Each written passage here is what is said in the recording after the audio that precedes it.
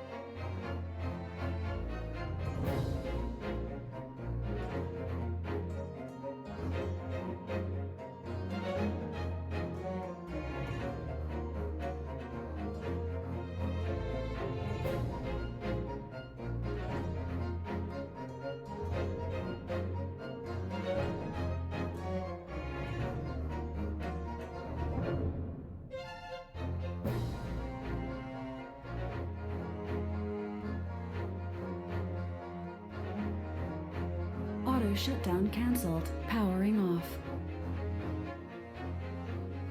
Powering on. Mic on.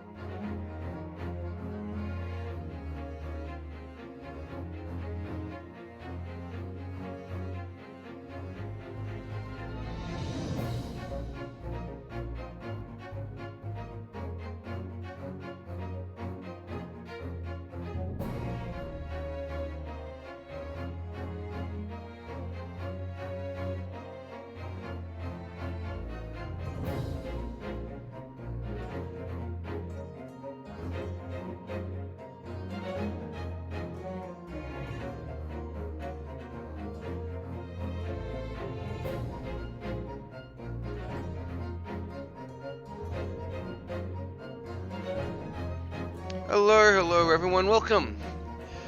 As we continue, the Great Ace Attorney. Just drinking some milk before I start because this game murders my throat.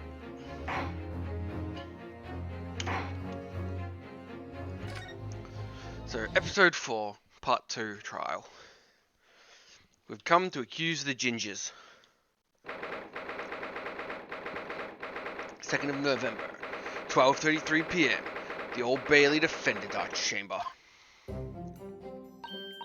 Oi! There you are, Otto. Well kept, my dear fellow. Oh, hello, Mr. Sholmes, Gina. You sure about what you said in there? That the boss, actually died the day before? That's pretty hard to swallow.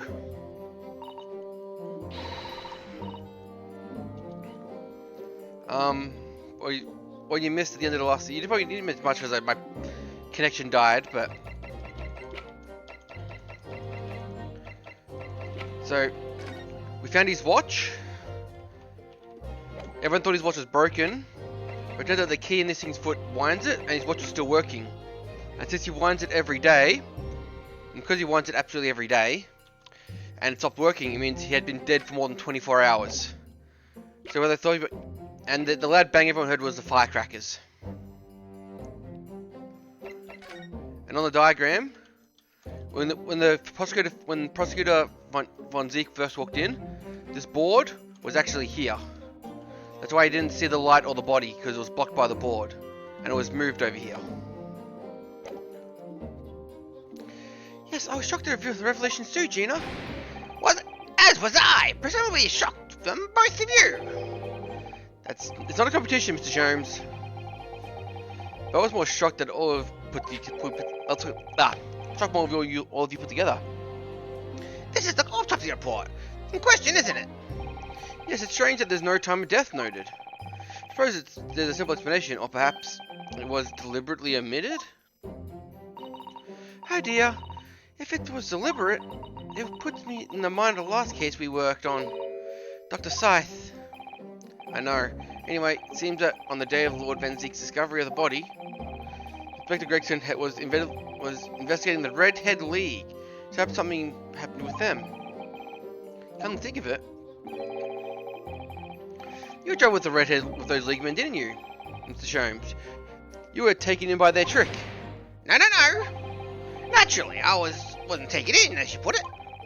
My sleuthhound interest was merely piqued slightly by the rare scent of weekly £4 income. And that scent masked an underlying sense of deception, I suppose. The two criminals in question are a pair we saw being arrested yesterday, weren't they?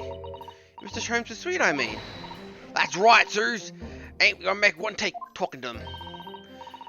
Thanks to tip off by the good old Lord Button Citizen. Indeed. Yours truly.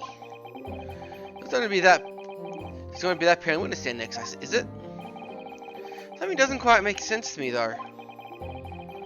The day before Inspector Gregson was found, you hadn't had any trouble with the Redhead League yet, had you? Why would the inspector have been investigating them? Well, it's like the explanation would be that Gregson's own sleuthhound's interests were piqued by the rare stint of weekly £4 income. Don't tar with him. Same brush as you, Mr. Sholmes. Yes, well, then there's the whole issue of Inspector Gregson being investigated by Lord Van Zeek for some reason.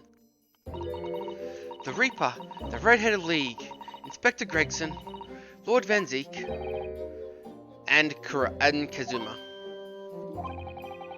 I feel as though he knew we'd arrive at this point somehow.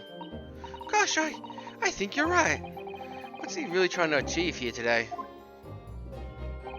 Well, all answers soon to be revealed. Observe the time, my dear fellow. This recess will be over shortly. Yes, you're right. We even talked to Van Zeek during the break. Kazuma was determined that he should be the one to get this trial. And he was determined that I should be the one to take the fence. Just what is he hoping to make me see, I wonder? I get the feeling we're a long way from the end of this trial yet. Oh, joyous day! Are you ready, Miss Adasu? Yes! I'm steampunked up and ready to go. The 2nd of November, 1 p.m. The Old Bailey courtroom number. Oh, no numbers. Oh! In the name of Her Majesty Queen, I hereby declare the court to be in session again. I resume the closed court hearing of Baruch Brenzik, here present, to stand accused for murder. Now then, Prosecutor Asogi. Yes, my lord. Have you summoned the witnesses as requested? Yes. The 2 members of the Red-Headed League who are planning to carry out the deception have arrived not longer than the local president by the police carriage. Oh, very good. Bailiff, usher the 2 men to the courtroom. Oi, oi, oi, oi, oi, oi, oi, oi, oi, oi, oi.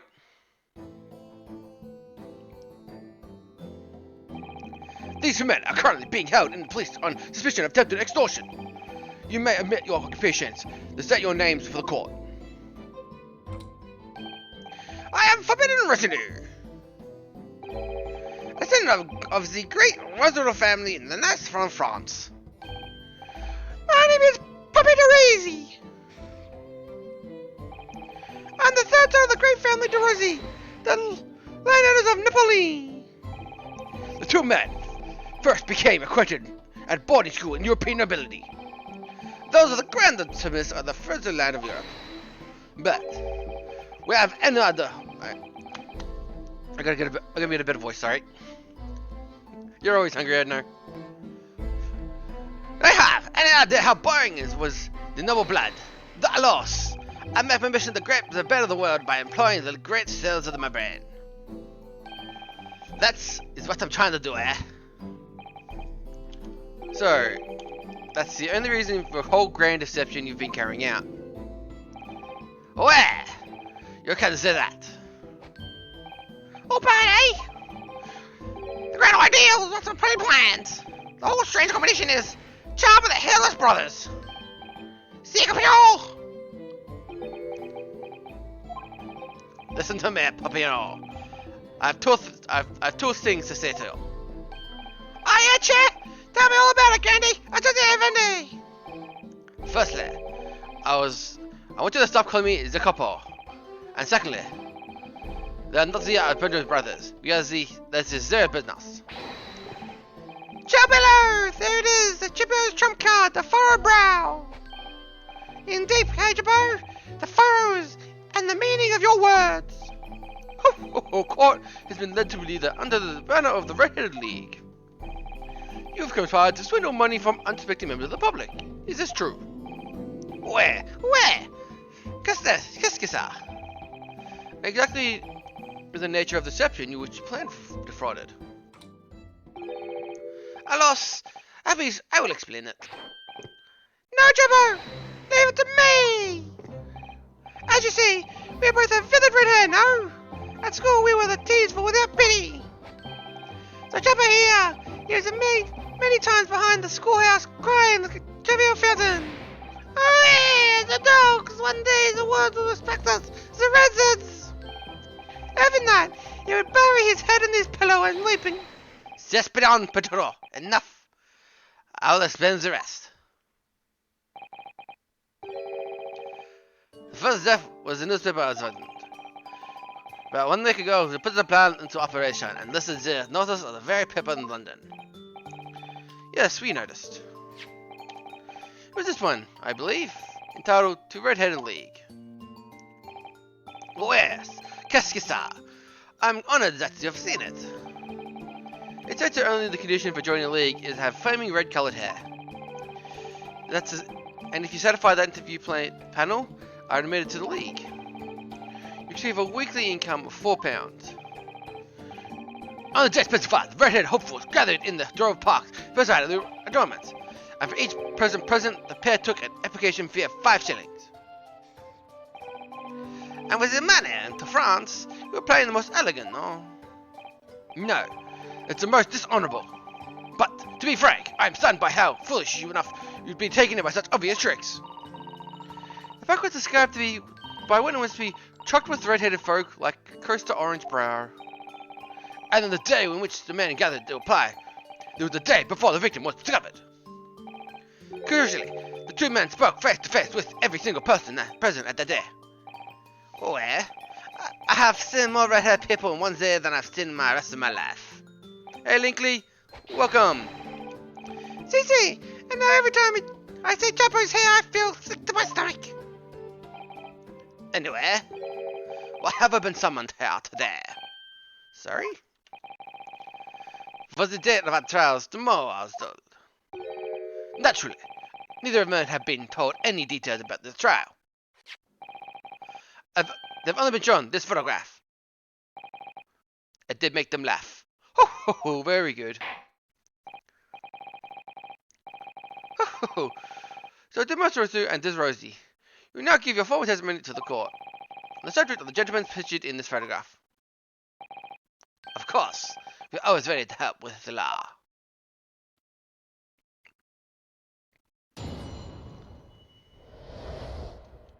The man in the photograph. We have more than 1,000 red-headed people that assembled the park lunch that day.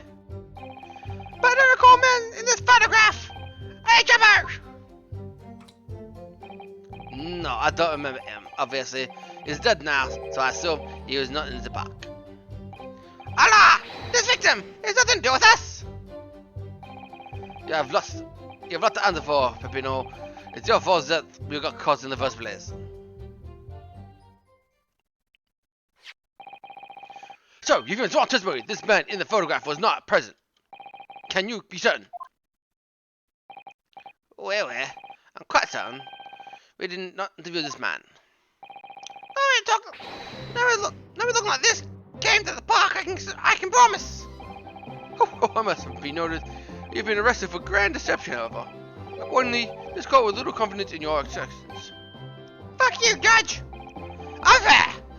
With little attitude, we're gonna get nowhere! He's really sulky now.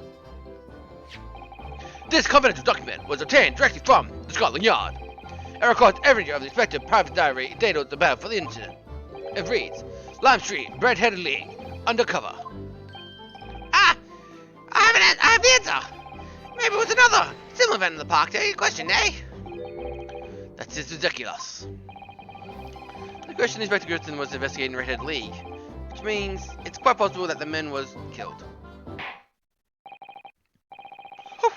Oh, very well. The matter now proceed with corpse examination. Ah, yes, my lord.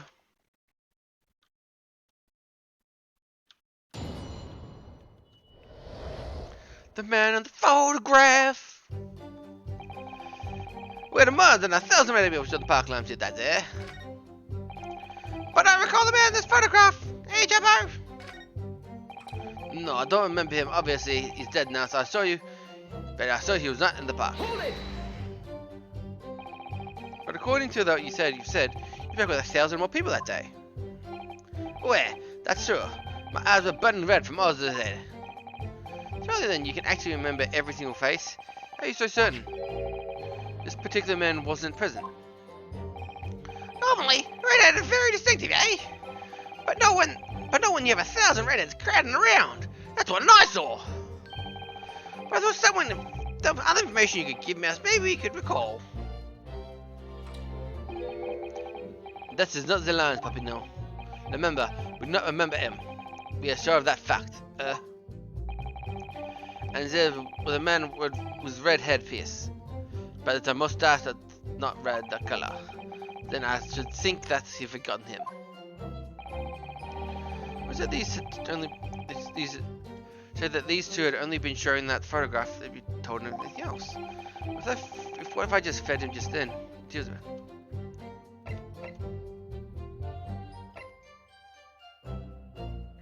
Did I miss something?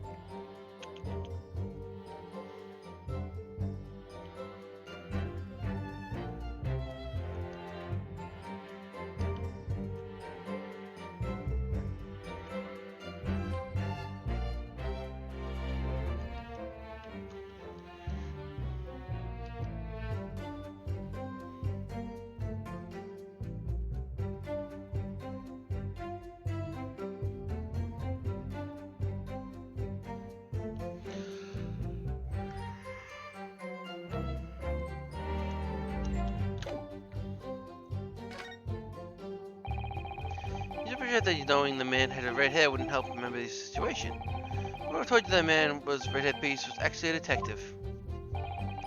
The man in the photograph, the detective. Yes. It would appear you have noticed in the paper suspicious detective investigating Continental. So, this changes nothing. Excuse me. Let me add, Mr. DeRossi? See? Always adding something. Peppers, parmesan, olive oil, pepper. What I mean is, do you not agree with your friend's last remarks of the case, in any case? What did you say? About the detective? Yes, that's. Keep your mouth shut, Papini, or you've said enough already. But why, Capino? What's the problem? There was a man who said he's I'm the inspector from Scotland Yard. What? Good lord. The little one's an idiot. Order! Explain the fault phrase to testimony witness. It's simple. A man who's at the park. I said no such man. Madame, what are you saying, Chavo? Have you forgotten, eh? I've forgotten nothing. Nobody like this man came to the park. Buster, Chavo, Buster! You beat me to many things, but not this true memory like meal. Like I said, when time to eat pasta, oh yes, it's a faster. But you are unfair to me in every other way, so shut up. Objection.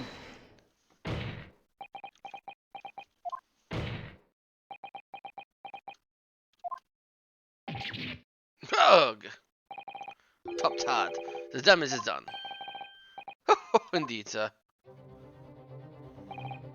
Where there was a man who came to the park and said he was an inspector from Scotland Yard. However, he looked nothing like the man he said in the photograph. He was someone else. How can you be sure? Because it starts with his face was completely different. See, it's true. Mannequin was younger. His face was clean shaven, his eyes were shadier, his chin was thinner. No resemblance whatsoever then. Anyway, I was not to be fooled by the look of the obvious precautions at the time. If you are already a detective, show us the roof. See, the chopper here, he doesn't take no nonsense, hey? But, was well prepared. He said, I have identification. Identification? I mean, official police inspector identification? That's most unconvincing. Sorry, my lord. Counsel, there's no one who would ever identify from an inspector. That's quite out of the question. Definitely. Why would he expose his true identity? Clearly the pepper was fake. That's Chapo! You're a genius! As I was saying in Italiana, it takes a thief to recognize another one, eh? And what happened after he announced that he was a detective?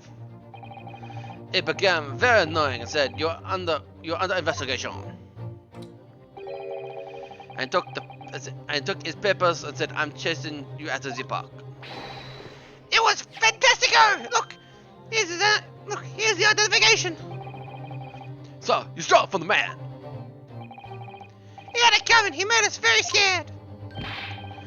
But he was not who he said he was. Oh, indeed. President Grab no appearance of behaved the true inspector would.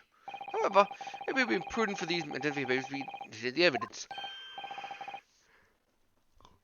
But I like them. Follow Mr. Sholmes. Mr. Sholmes is fucking... Mr. Sholmes is carrying... He's not actually a detective, he carries on fake detective papers.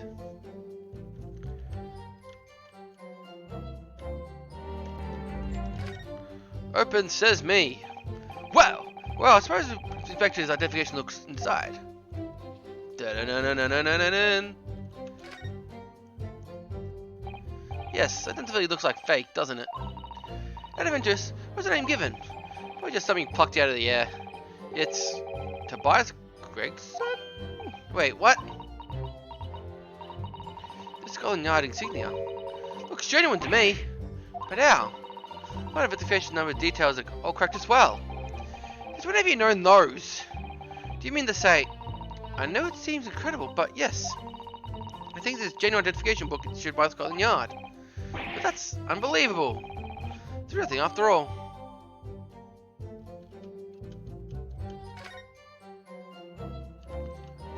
Can't blame Gina for all your problems.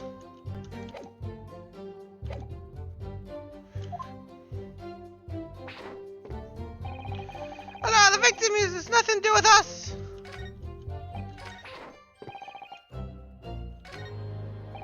Yeah, but that's a fault pipping off. Foster's that caught in the first place. Oh no, the victim has nothing to do with us! We only have your word for that. See? And what else can you do, huh? True. What do you think, Mr. Squeakers? No, we cannot burn them in oil. Uffa! We're not having such fun these days! First we're arrested, and then we're shown the horrible picture of the dead man! Now you question every single thing we say. We are the victims here! Hey, Jabbo! No, you're caught carrying out a plot to swindle hundreds of innocent people. Huh? You're not the middle, huh? That's not fair! Hey, Jabbo! I want to kick the shit out of this little man, Missy.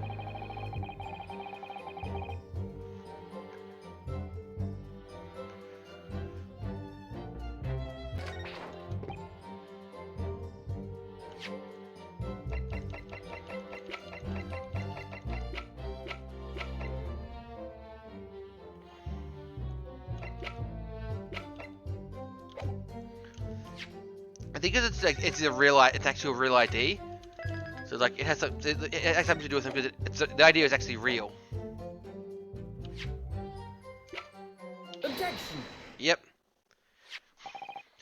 I wonder if I could ask you these examinations very closely, Mr. Lunstay. What, Mr. Lunstay? What's your intention here, Consul? Is it really fake or is it genuine? That's the question, which I cannot answer ourselves. Objection! Don't be ridiculous! This North Scotland Yard detective would allow his or her identification to be stolen.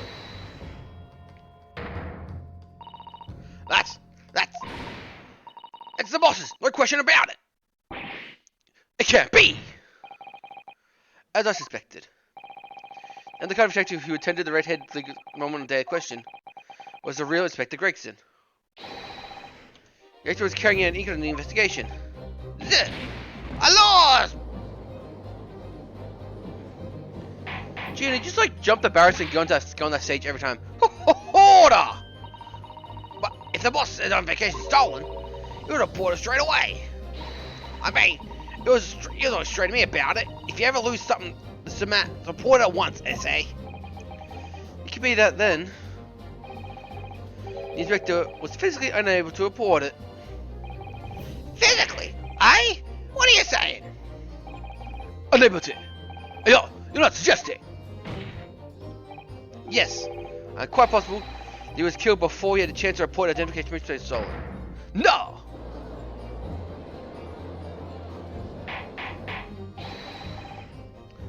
Order! Defense persists. The victim was killed the day before the body was discovered, in a different location. Do you still have anything to say about that?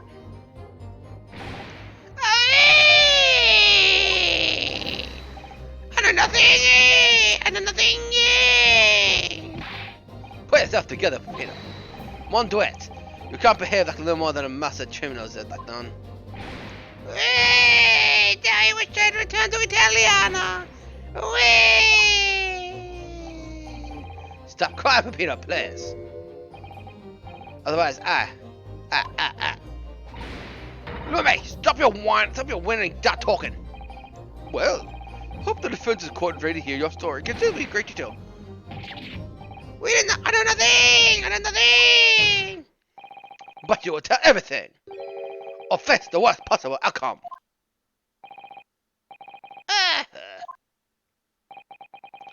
Or you're gonna dry your eyes and testify again. Read these identification papers and precise circumstances on which they came by them. For crying out loud.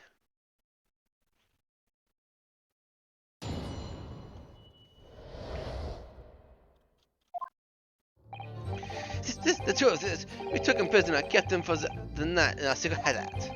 Even though we didn't think he was a real detective, I was too scared to let him go that day, just in case.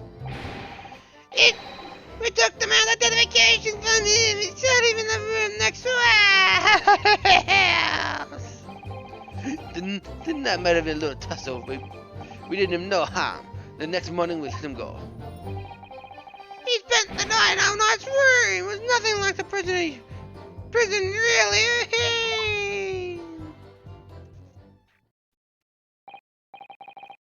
This is outrageous. You imprisoned the man. No, but see, no. It was not like a prison. It was a very comfortable and calm and happy. Hey, Chapo. It was never part of the plan. It was never part of the plan, I swear. Afa! So you think it was 5:40? Just because I got the date of the ferry wrong. One little day. I do not think to your fault, Pepini. I know it. No, Professor Capo. It's not fair.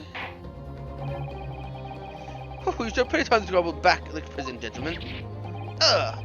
I don't believe this. How could we have been so really detective? Oh, come to the defense. Proceed to cross-examination. Sit on the day before the incident. Next is Betty's night. Confined in the pair's hideout.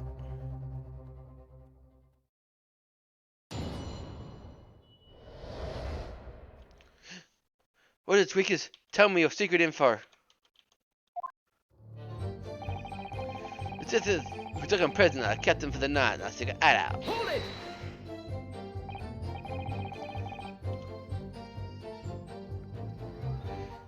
The missing... This one?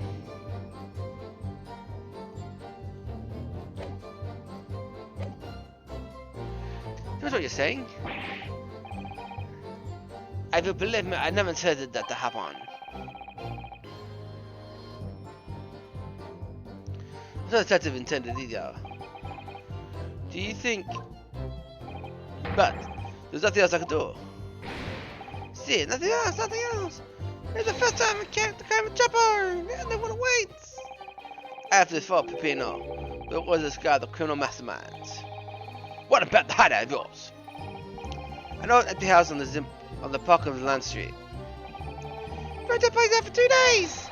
It's inspired by the little chopper here. Impulsive idea, I would say.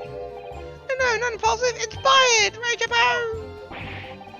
What am I supposed to say to that, Pepino? It was the house Grayson. You confirmed Inspector Grayson, was it? Where? But you have to remember, I was under the impression that he was a pretender, not a real inspector. Doesn't add up. If you don't think he was the man who was the real inspector, would be no reason to take him prisoner, would there? No, you're right, but we couldn't be completely certain.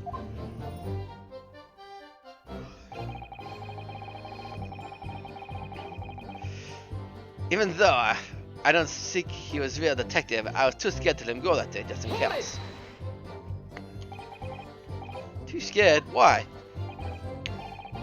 Because if he had come to the park, we didn't know, there's a chance that he'd seen to my plan. And if that was the case, we're going straight to the police station, blowing a whistle on us. He was just feigning to be an inspector. He was up to no good, huh? Set it down. I think most people would agree.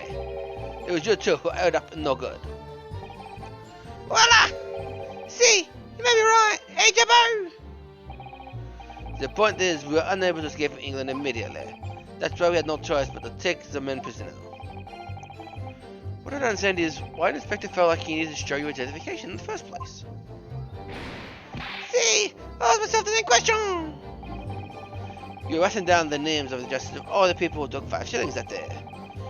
Have I forgotten the name of it, but the address, it startled me.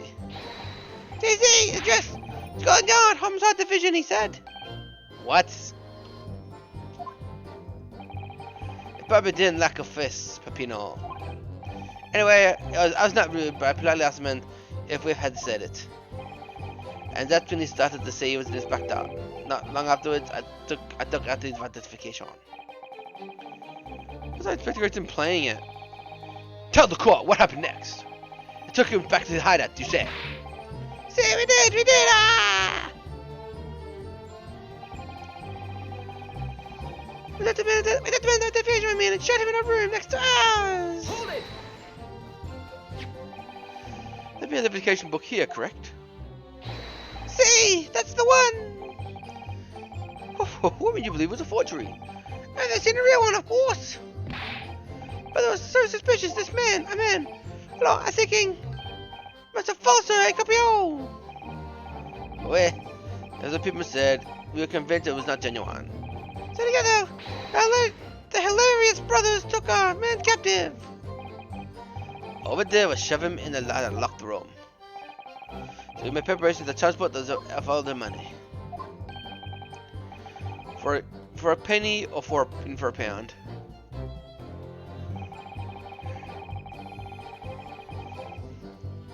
Hold it! What do you mean by a little tussle exactly? Huh? Buff. It was nothing, just a manner incident. The false inspector was real piece of work, Chapo. What's happened? Oh, fire! It was a disaster! We get been nice to him, and what do you do, In the middle of the night, he tries to escape through the ventilators. Can you blame him? We chased him, bombed the shore, but we caught him again. Can you blame us? Wait, you didn't shoot the man in your haste, did you? That? Who do you think we are? Of course not. So we caught the old god of him and took him back to the room. Excuse me. This guy's a little fucking blabbermouth. Mr. Resident, is something wrong? Hey, me! Mr. Resident just said things like you, well, things that make you act even more strangely than usual. What's this all about? Gelato, at times I'm like, you don't want to have the caparati here, believe me. And I speak from my personal experience. Personal experience? That's enough, Pepino. There's no more to say no more. The truth is, not before I put the redhead to leak the plan's action, I was scared. It was not a fair for Chopper, but I tried to run away. It's a shame you didn't manage it. But Chopper here got me out to like the turbiner.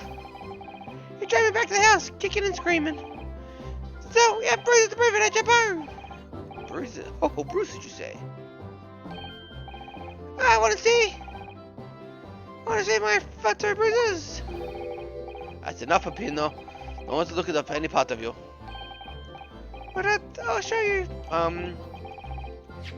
Didn't someone else have bruises around his neck?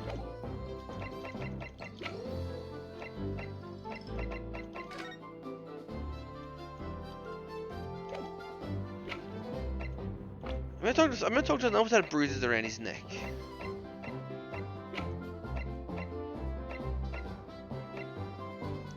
Like that guy. He has bruises around his neck.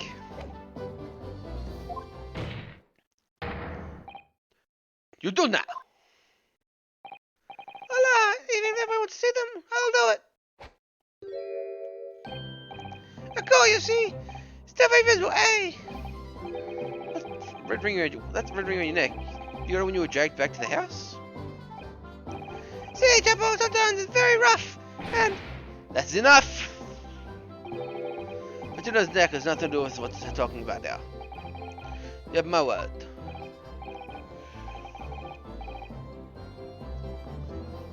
What's your opinion, Council? About this red ring around Mr. Rosie's neck. I wonder, does it matter?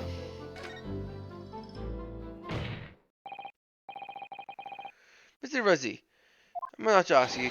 The men just said to me the details of the mark around your neck. Hey, Yabo, you see? Everyone is in what you said to say, huh? Well, you're very interesting question, Mr. DeRay. Sissy, if you really want me to know. You had to escape a Jabbo calling me on, drag me back to the dinner scene. Are you saying the red marks was caused by Sissy, I bet collar made from leather. a leather collar? Is it true? Made of rose. Nanny? Well said for Bernard. I was younger. A souvenir from that time. It was a very strong chain. A strong chain? You put it around your friend's neck? I'm sad. I was angry they was leaving me alone. You didn't have to tie a chain around my leg or bed, though. I tried to run again. You didn't do that to expect it well, did you? Treating people as equal. That should be his motto, eh? So, starting sound too. More like a person after all, son. That Chapo is tough, rough. I shouldn't have done it. So, the following morning, when you released Inspector. Yeah, the red ring around his neck, like me here. Pepina, I swear please, leave it now. And no, Chapo here, he didn't want to tangle with him, you know. But the inspector, he said, yeah, no, you had to be bad. He doesn't know in his nice room with nothing like everybody.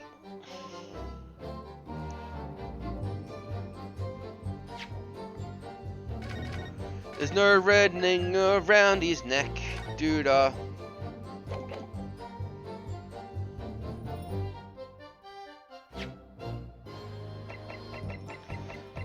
no redneck.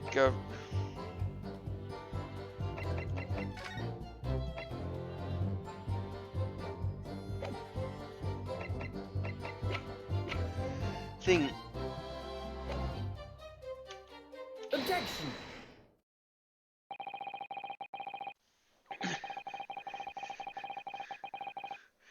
On the day before he was discovered, the Inspector Gregson was taken prisoner.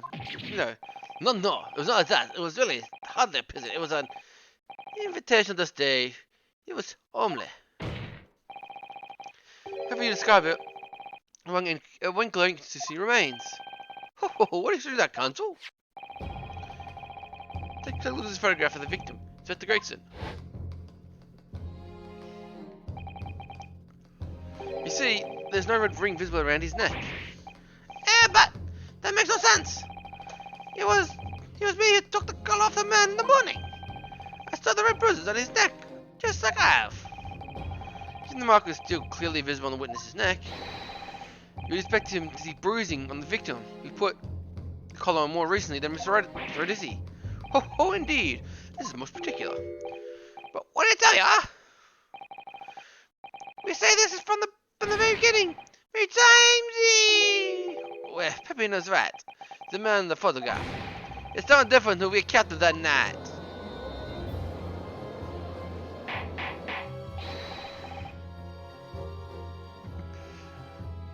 I knew the answer. I was deciding which it was, the autopsy that said there wasn't any red mark, or the picture. Also, he wanted me to show the picture of the guy earlier. That was completely wrong.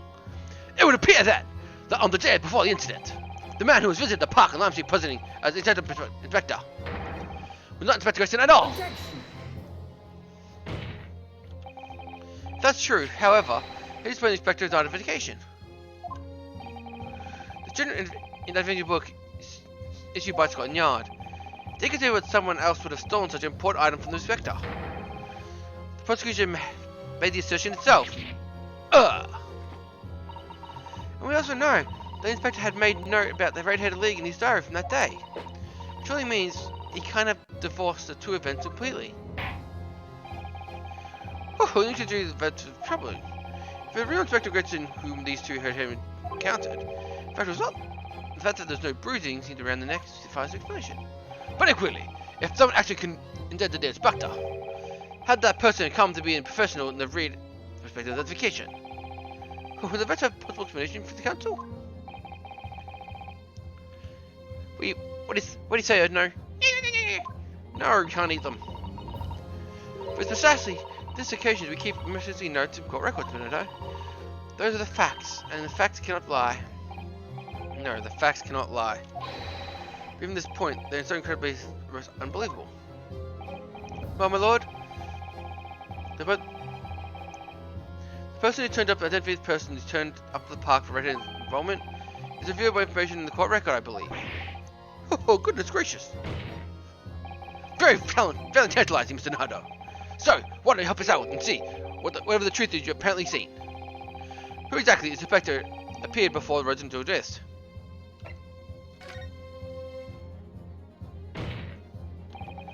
Although it is incredible, I admit, undeniable fact that the one thing.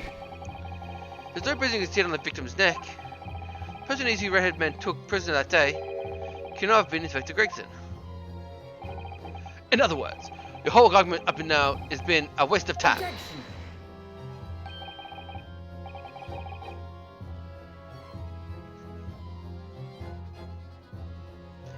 On the contrary, I haven't finished. Nunny. There's no bruising in the victim's neck, so the question is immediately pressed next. Who exactly is this man on Park Lime Street found carrying Inspector Gregson's identification? See, that's right. We'll tell the same story every time. Whoever this man was, Cabo dragged him from the pillar to post to call a doggy. I'm not so harsh for what you say, huh? So, who was the false inspector? Who was he?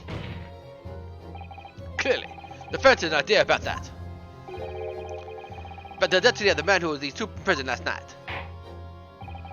I must cut for the defense of liberate precisely. Who the individual was encountered in the park, posing Inspector Gregson. Take that! It's really no secret. That's wrong.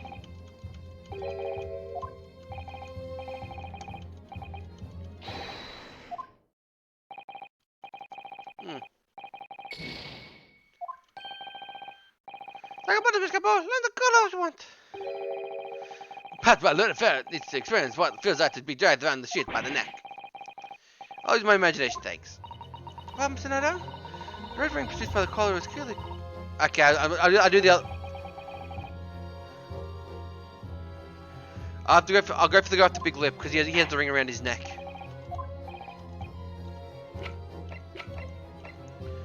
Take that! Goodness me! Isn't that... The guy gives me dry lip when I try and talk in his voice, yes. The nameless man, his occupation only appears to be peddling hearsay and passerbys. What on earth on the shit seller doing with the police inspector's identification papers? Witness, this man is this the man or not? That has to be his lip. See, that's the man. It's up for the Redhead League. Hey, looking for the Twisted Lip League, you know? I'd rather than making such rash claims next time. You should bite your own lip instead. It's improbable, yes, but one other more fact remains. During the testimony earlier, I noticed something around the man's neck. A red ring of bruising. Eh? Nunny? The defense demands that Mr. Goff be brought back to the stand.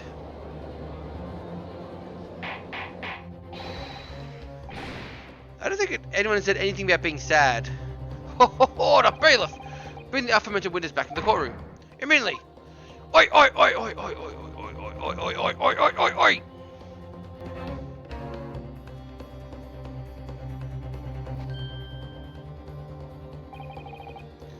Oh, well and never. And a more ring of bruising indeed. And identical to that of the witness beside him. What's going on here today? I've always just had this on me. The birthmark, ain't it? A birthmark, you say? I assume the reason you've been recalled to the stand is to be explained to you. Telling you about the inspector again? I'm telling you, I got nothing to hold it, nothing wrong as usual. Denying all knowledge of it. Of course I am. You're trying to kill me from this nonsense, eh? Well, at least you have more stories to peddle back at the federal street, won't you? Now, we're going to need you to testify again. And you, Mr. Arasimedi. I'm sure you'll cooperate too, won't you? Do I have a dress? We're in big trouble, eh, Copper?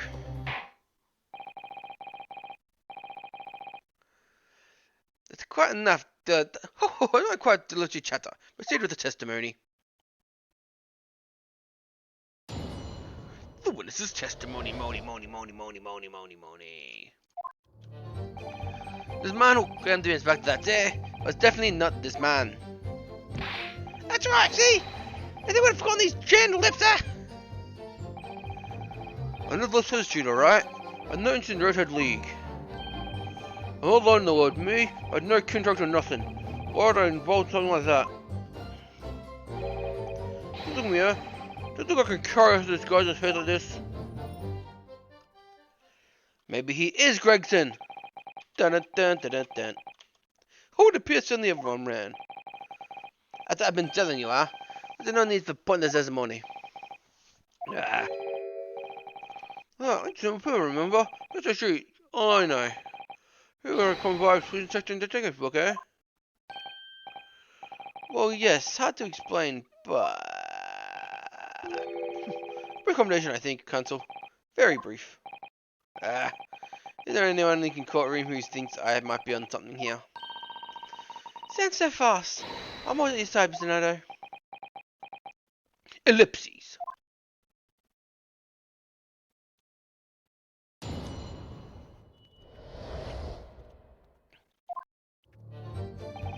The man who claimed to be an inspector that day was definitely not this man. It's right, see? We don't forget these grand lifts, huh? I know the turns are right. I know it's in any Redhead League. Hold it!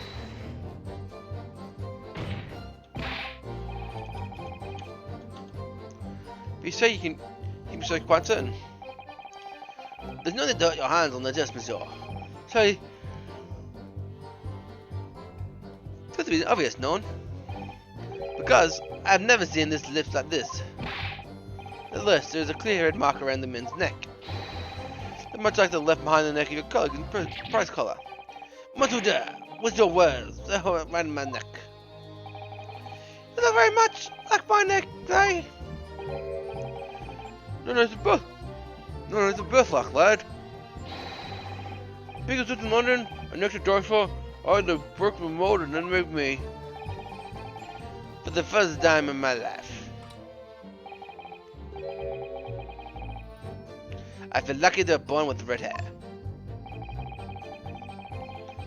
The being Japanese made you stand out in London. So you maintain that you've never seen this man before? Well, qu'est-ce que ça? I swear I've heard by the flame of my hair. So fierce pride is echoing the frustration of your hair now, has it? That's right, see? We never get the grand lips, eh? Hold it! Oh yeah, I don't think Men's in a hurry either. That's what I meant, that's what I'm saying. For some reason it makes me want to eat a feminine coal and eclair. You know, I've never seen my hair as black as yours before either. Likewise, I haven't seen red hair like yours until I came to Britain. See, maybe it's a national trait, huh? Maybe the people in the man's country have a grand lips. The Lord, I was born here on Stik Street, I had never left. Oofa! That's the problem, see? You definitely not. So you definitely didn't go to Lime Park, Mr. Gossip? I told you, eh? A little less prostitute, alright? No interest in the Redhead League. Hold it! Sorry, you hear the Redheaded League, had you? You get down like gossip for nothing, eh? So I just know that there's things in town. I started a tidbit of information a few redheads came by past me. The thing is with me, I got sandwiches. Well, it seems it's very red nosed if that counts. Who knows? I think you, my hair got hit and right in that. In any case, here's a sheet with my patch. You wouldn't catch any side notes in this part of town. No, sir, not likely. Excuse me. Mr. What to say? Where? How can I help you? Mr. God's words now just lead you to remember something relevant, perhaps? It was the other day when I was looking for a place near the park. A small house or something. Headquarters for the Red-Headed League, yes. I visited outstanding agents of Landscape there I saw him. This man was paying money to the agent. Nani? Mr. Gossip? Was with a housing agent? Where? And had them contact and said we were very discussing the terms. But no, you can't be mistaken, John. I know those on the street. You mean like me as I said before? You're looking at someone else, telling us the same face. No, Jabba was right. I remember it too. You're paying the man with a banknote. Banknotes. Like I said, it wasn't me. I was curious why this man with dirty clothes and such money told to the name in the papers. What name was written? Mr. Gossip? No, this man he lies. He tells everyone he has no name. But in fact his name is Huge Burn, huh? It's better than Mr. Gossip, I think. See? No! I'm putting to attention, that's good, and that's that. I don't much like folks talking about me in my personal life. Indeed. I'm the judge of the court to invade the privacy of a witness. Very well. To respect your wishes, sir. The government name shall be reclined from all records in this trial. Assuming no objections. Yeah. No. Huge Bone is the person that rented out the building. So, so the room that Gregson was found in was rented out by Huge Bone.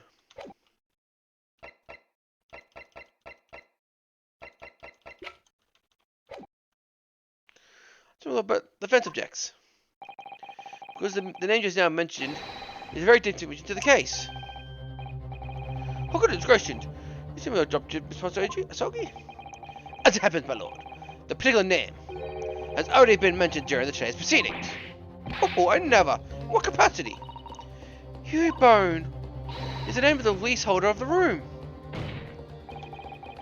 For this very simply, Victory was discovered in your rented room. I suggest, sir, you start talking. Well, alright. It was a most good case, eh?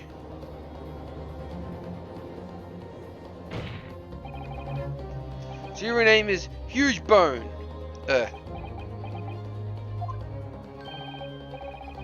Just to use me, I'd like to blame your own trumpet, but there's no fun peddler activity in town of it. So alright, it has to do to afford a gullible little room and falling down Vic-Town house. You do?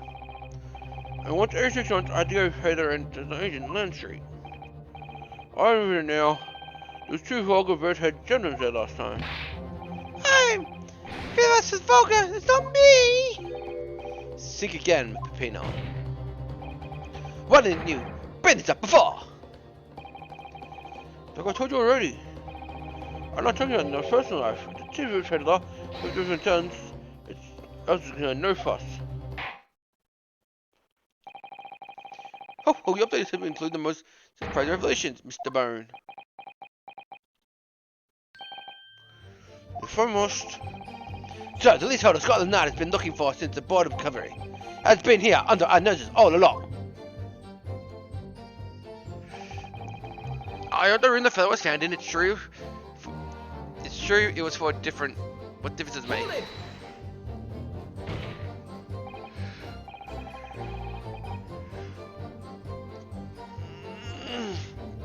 So you presumably live in that room, do you? No, not on there. What do you think? There's no bed in it, just a desk. Then why do you rent it? Well, I don't think I should have to say, really.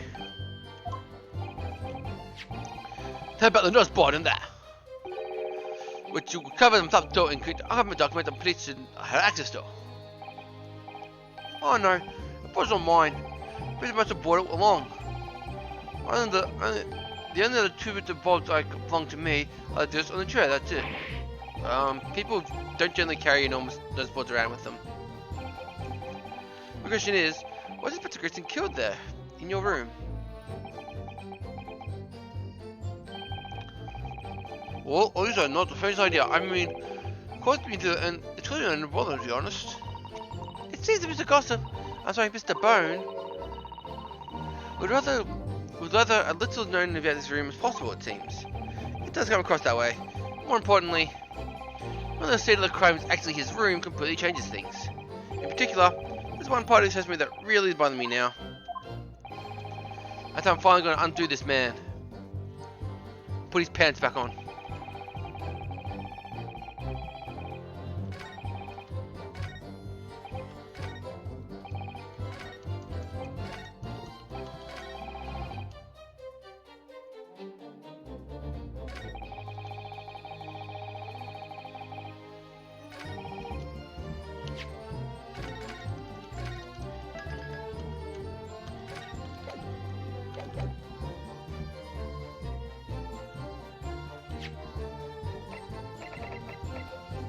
Objection!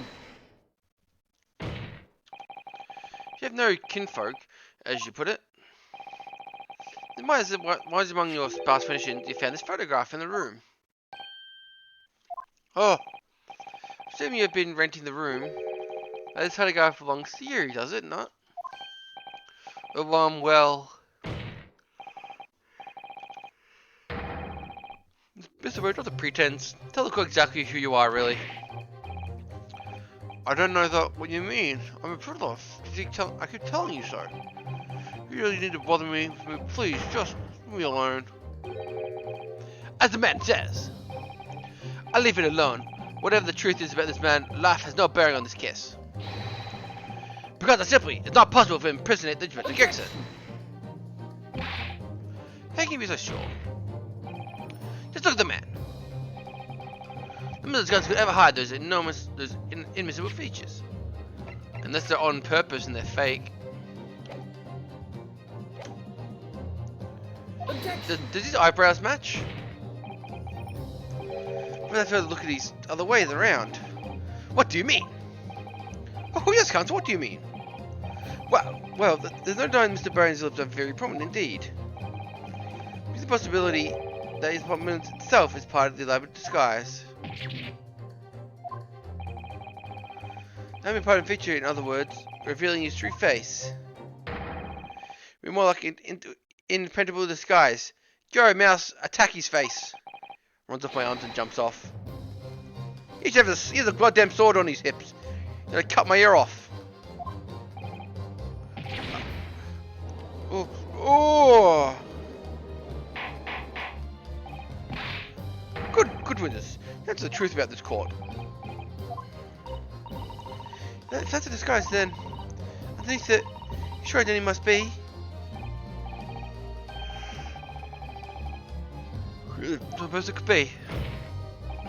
My lord, the defense believes I can reveal Mr. Burns' true identity to the court. No, please, no. Here on counsel. What is the true identity of this man in particular who goes simply down gossip on the street? Take that! Your name is actually Mr. Vigil, isn't it? Mr. Daly Vigil. Ooh! I don't recall the name. Who's this Mr. Vigil? I never encountered yesterday, my lord. I was with a certain client of Mr. Herlock Sholmes. I know that a young gentleman came to the detective asking him to locate her missing husband. The woman in the photograph is, in fact, Mrs. Vigil. Nunny? For I understand, you have not returned home since your night before the infected was found dead. But of course, that night, being held captive for 2 red-headed League men.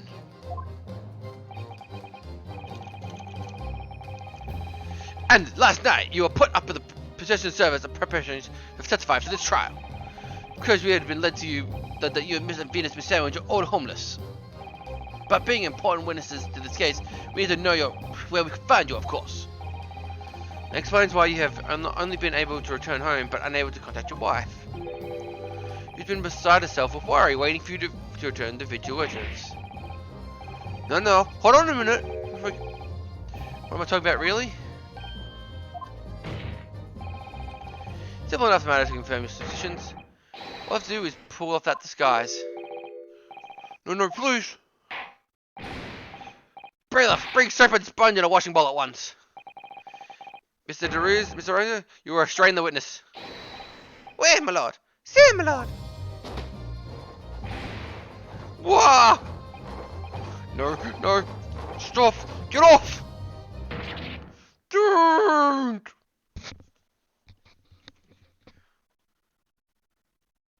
Dun.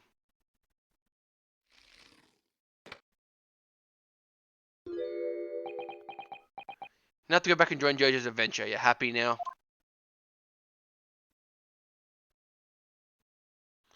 Just to go back to Jojo now.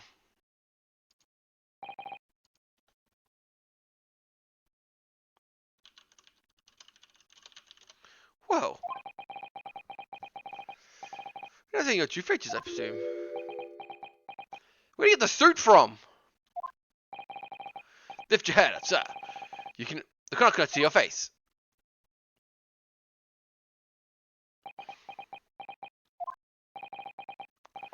Appears that the third council assertions was entirely correct. It's always been a very elaborate deception. So, witness, tell us the court, have you seen this man before? I don't believe it, but...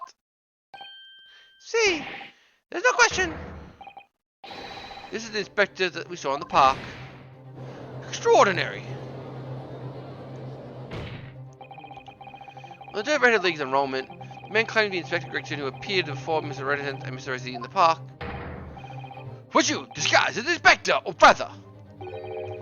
Your present inspector is not in disguise at all. This individual was formerly employed as the Chief Warden of Breakley Prison. Chief Warder? Then your career had promises. Why did you quit, possibly become the future governor of the prison? What on earth have you been peddling in the little tattletale on Fester Street?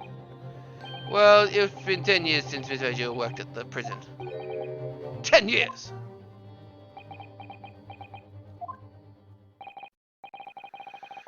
I'm really dreadfully sorry about all this. Yes, it's true. I am Deli Vigel. And you were the Chief Warder of Berkeley Prison 10 years ago.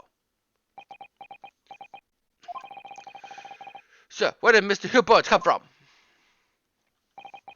Bone is the other me, the name I invented.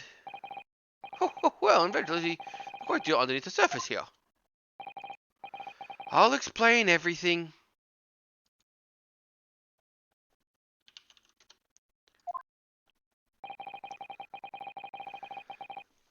I'll tell you how my wretched life has become.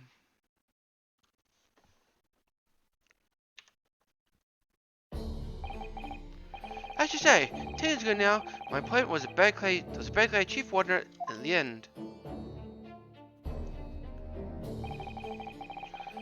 Having left the prison service, I searched for some new occupation to earn a wage. But times are hard in London, and I found no suitable engagements at all. The situation one day, I turned my hand to selling wares on Fiasco Street. The rest appears to know nothing of this. She still maintains you're the Chief Warden at the Prairie Lake Prison. I was utterly determined that my wife would not know my failings, which is why I never told her. I opened an account in the bank under the name of Hugebone, and rented the cheapest room I could find on Fiesta Street. See the very crime we were investigating. Yes, that's right.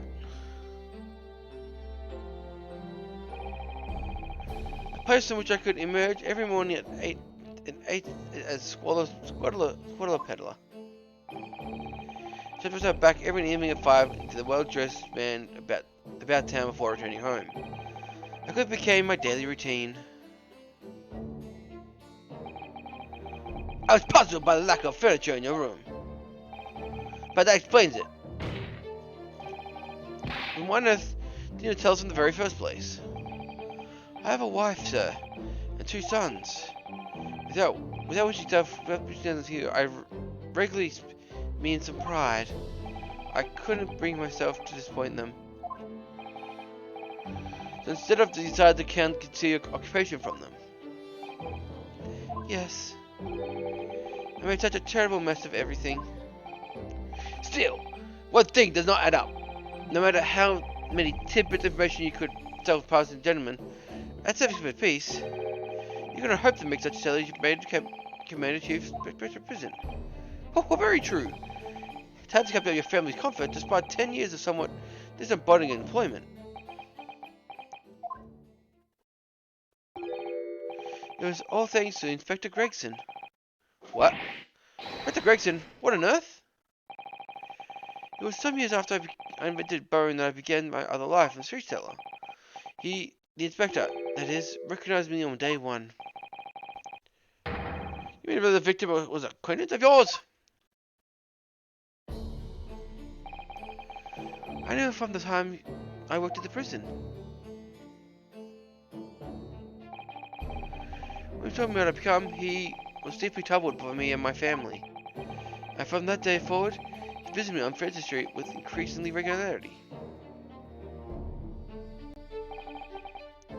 Then one day, he asked me if he carried a secret assignment for him. A secret? What was it? I was to impersonate the inspector. Nani? Impersonate him!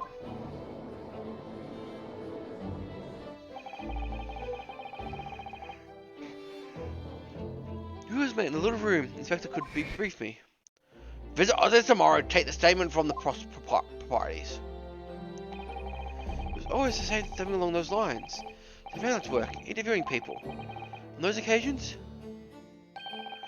he'd lend me his identification. People would believe who I was. My objectives were to make an in-person, yet let people know that his prescription had been at work. For those services, he helped me financially. Oh, certainly not Inspector willingly relinquishing the other versions in your care for deceive. That I'm sure needs to point out it's a very serious criminal offence. But why? What are the point of impersonating him? I truthfully don't know. All I can say that the inspector warned me on numerous occasions.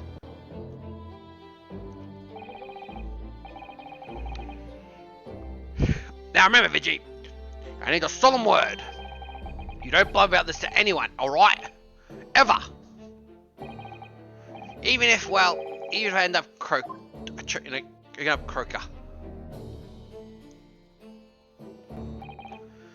In time, he started to bring papers with him to the room as well. He had something of a second office for him. So in fact, the person who declared himself to be Inspector Gregson on Lime Street was really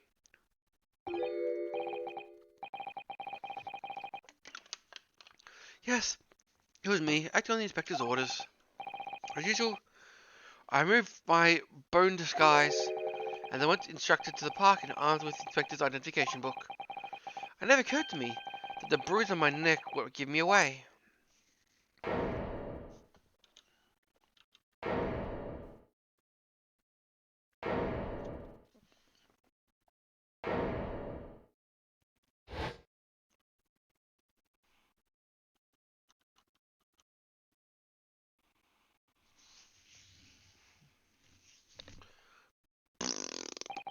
The silence has been broken. Well, it's in the courage to complete this charge defense's guess. Who explains your prisoner, Ogie? One of Fred's assertions is a funnel. The victim was killed by another location on the day before the corpse was discovered. In the hands of the 2 red-headed league middlemen who imprisoned the inspector. But no, that can't be. He tried to start the bench and hurt his hands. After all, it wasn't Inspector who went to the park that day. It was me. Oh goodness. Finally, we have clarity.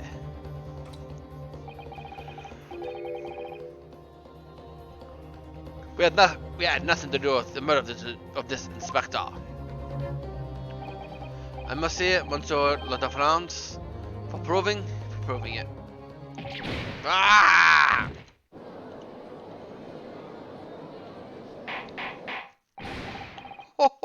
Order! Indeed, it would appear that we have reached a factual conclusion of sorts. Well, these witnesses have no involvement in the murder of the victim, as proven somewhat ironically by the defense. Hereby call an end to the cross-examination. Hold it!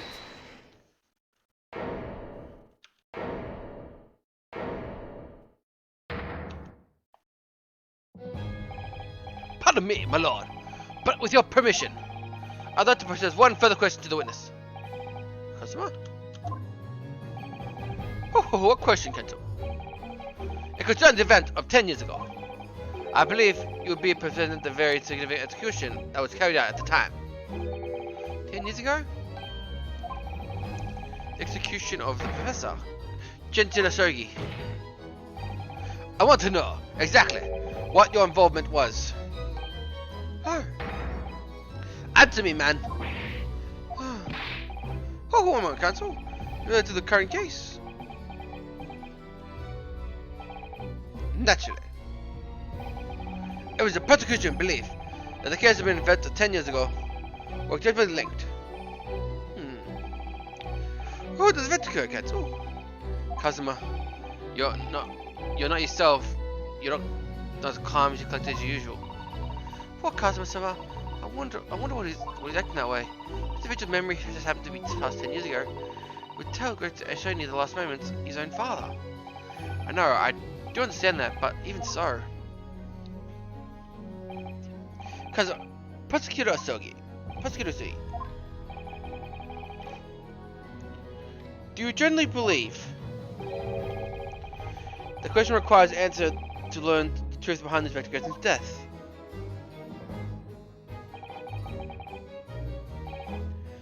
Indeed. You trust me, please. Very well. The defense has no objections. Oh, I see. In the case, we'll now answer the question, witness. And the truth is, I remember very little of that time.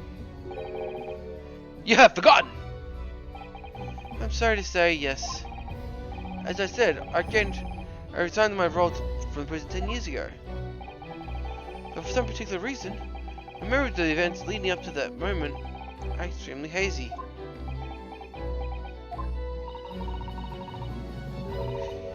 Does that not strike you strange, Sorry? About 10 years ago time, you have forgotten the reason we lost such an important job. Yes, you're right. And that's not only that.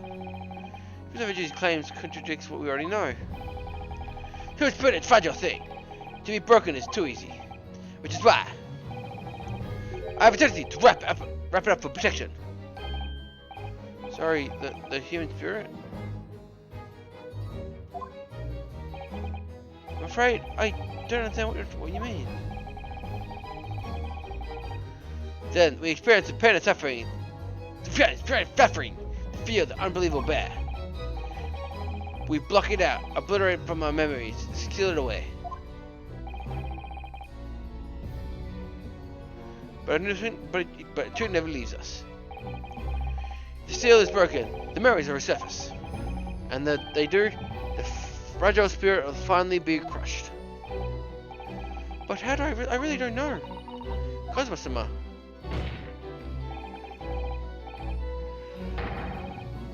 But if it must be crushed, then so be it. The truth will not be buried among the way another.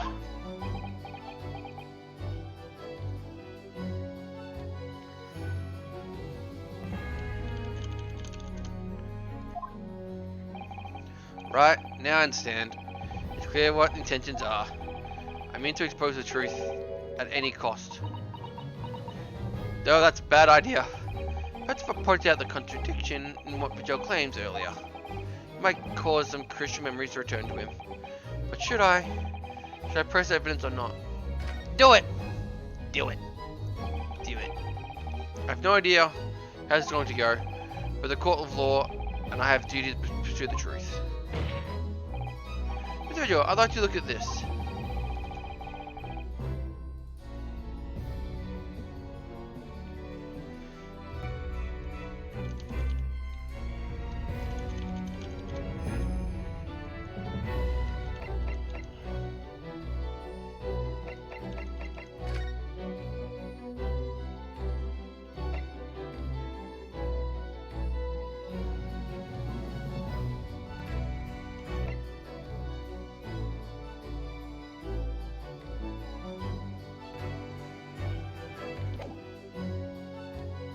Take that!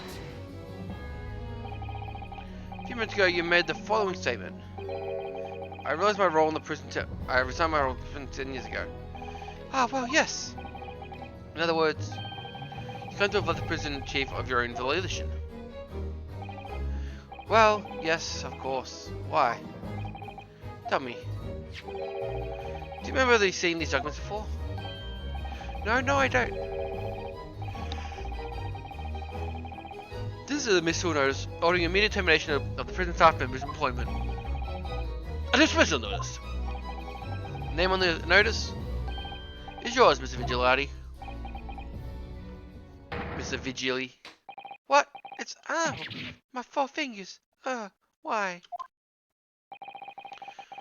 So you didn't resign for the prison itself after all. For some reason, you were dismissed, Chief Warden from Beltucky. No, there's some mistake. I'm sure. My fingers. I attended my registration. The missile notice is nonsense. Isn't it? If you are forcibly dismissed, there must have been a good reason. Clearly, you did something.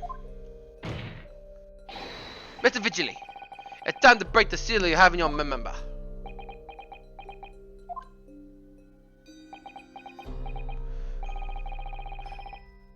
A, B, C, 1, 2, 3. Wait, who replaced my note with this?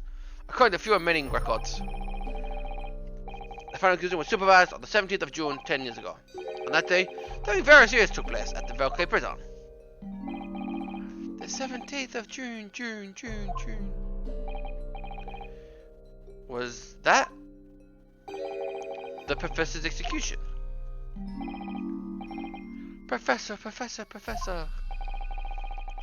As you were the chief warden at the time, it stands to the reason that you would have been present throughout the proceedings. It does sound familiar. And yet, that execution never took place. The convict obstinately executed earlier days later in me to his grave. The convict came back to life. Yes, a cemetery in the middle of the night where there was a witness. However, the witness claims the moment after he saw the convict climbing out of his grave, a gunshot rang out from over his shoulder. The bullet pierced the professor's chest, killing him instantly.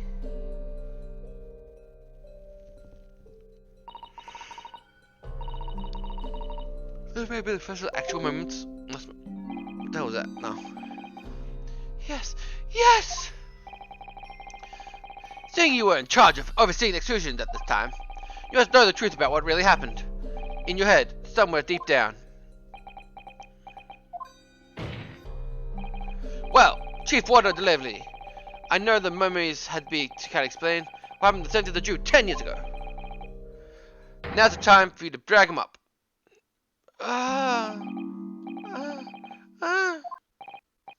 Mr. Vigili?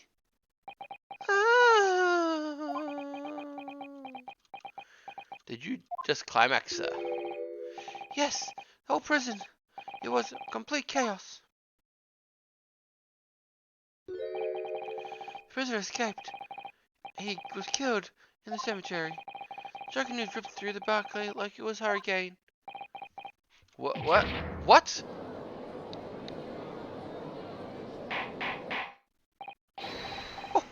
Order! Do you mean to say that, Mr. Vigilante, that you'll memorize the time is revealed? My head, it's like some floodgates have been opened up. The images, the screams. Oh my goodness. The papers. There were reports, articles about the man who'd seen the ghost. Yes, unconscious demeter.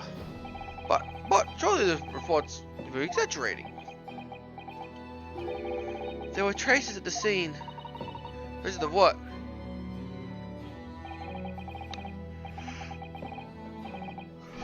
Okay. Plot number 139. Blood. Lots of blood. There was a man buried there, of course. Obviously something terrible had happened there. Oh, my deep conspiracy, the depravity from which this tale emerges is quite staggering. I've reviewed the police records from the time, extensively. Although the investigation of the killer conducted by Scotland Yard, so the assertions made to convict the man is escape in the first place. And the conclusion reached by the investigation team was inconclusive. Another person must have been involved. Are you suggesting prison warden abetted the man paid for his freedom? Yes, and I was suspected of doing it. Of either mass murder, execution, as a way to help him escape. You did what? I remember now. The horror's all coming back to me. On the evening a few days after my execution, some detective came to the prison and called the governor's office to the top of the watchtower.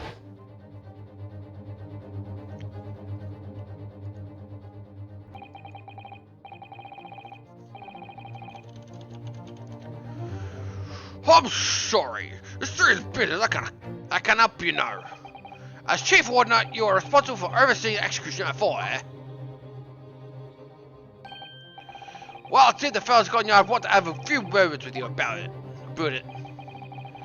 Is there infected things lady or turning into a prison? As soon as you told me that, my mind just went completely blank. And the next thing I knew,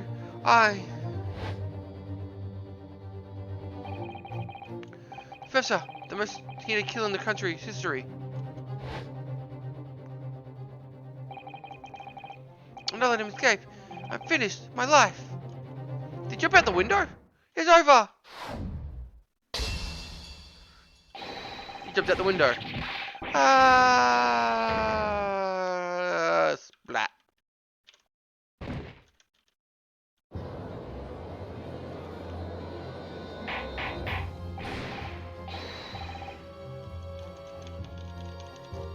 Oh, defense the bailiff doctor at once. Court is adjourned for today. Effect immediately. The professor wasn't executed. So, with Mr. Vigil's collapse, proceedings came to an abrupt end for the day, once again overshadowed by the legacy of that notorious killer, appearing like a cursed ghost ship on a foggy ocean. Lord Van Zeeks, Mr. Vigil, Cosima, and Gregson. All of them bound by invisible chains anchored to the same wreckage in the murky depths of the past. But the miraculous light that had been trying to cut through the gloom and shine on those tragic events was playing on the edges of the truth at last.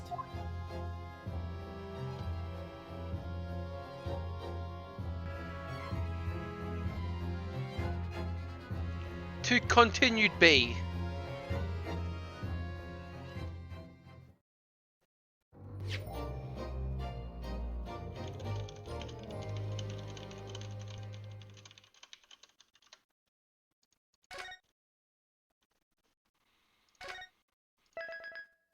Investigation Part 2.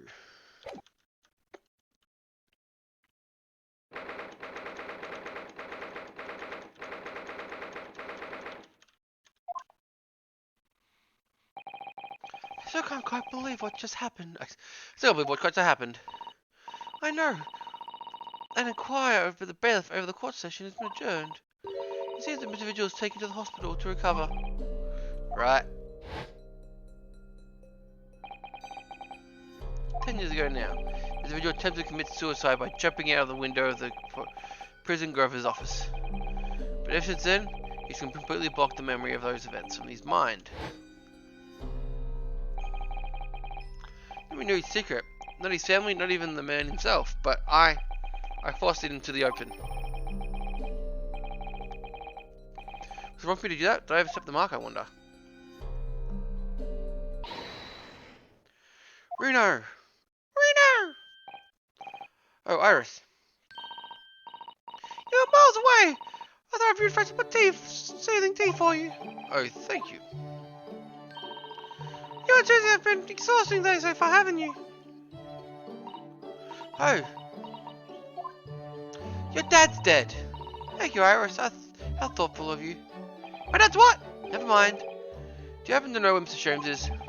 He came out of the courtroom back in the defendant's heart chambers and he disappeared. Oh, I don't know. Just on his plane to and left. He said it was I must leave. I must leave. I'm just doing the mystery of Inspector Gregson's death.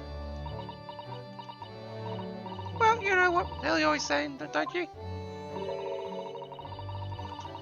There are mysteries in the world that should perhaps remain and never be solved.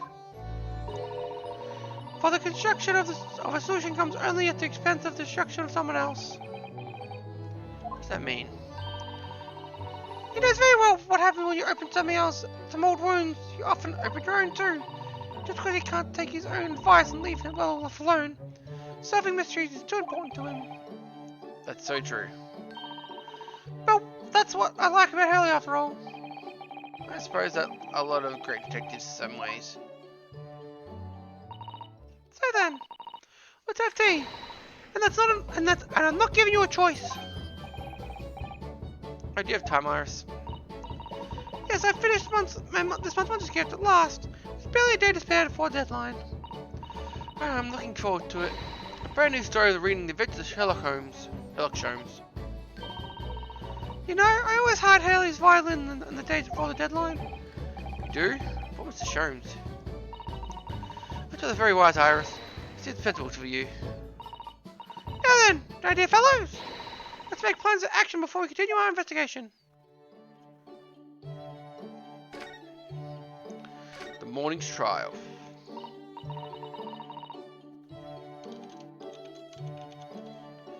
So how'd you do in court this morning? Well, we still don't know the truth about what really happened, but one thing's increasingly clear. Lone Ziggs definitely didn't do it. Oh, goody. Yes, that's right. You managed to uncover several new facts as well. Hey, morning, little Mac, welcome.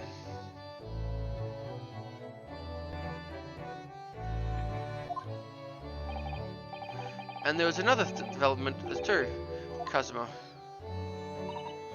Yes, it was quite clear now.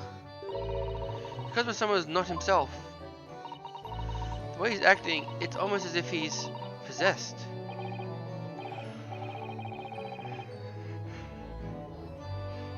No, Mr. President earlier. It was like a bloodhound where he was chasing down the Vigil's forgotten past. He's also momentously persistent. What's going on in his head, I wonder? Up his head is just a clapping monkey. The clapping monkey there. Oh, it was on her dad's. So, want me to tell you what that was about, Linkley? That they've already explained that.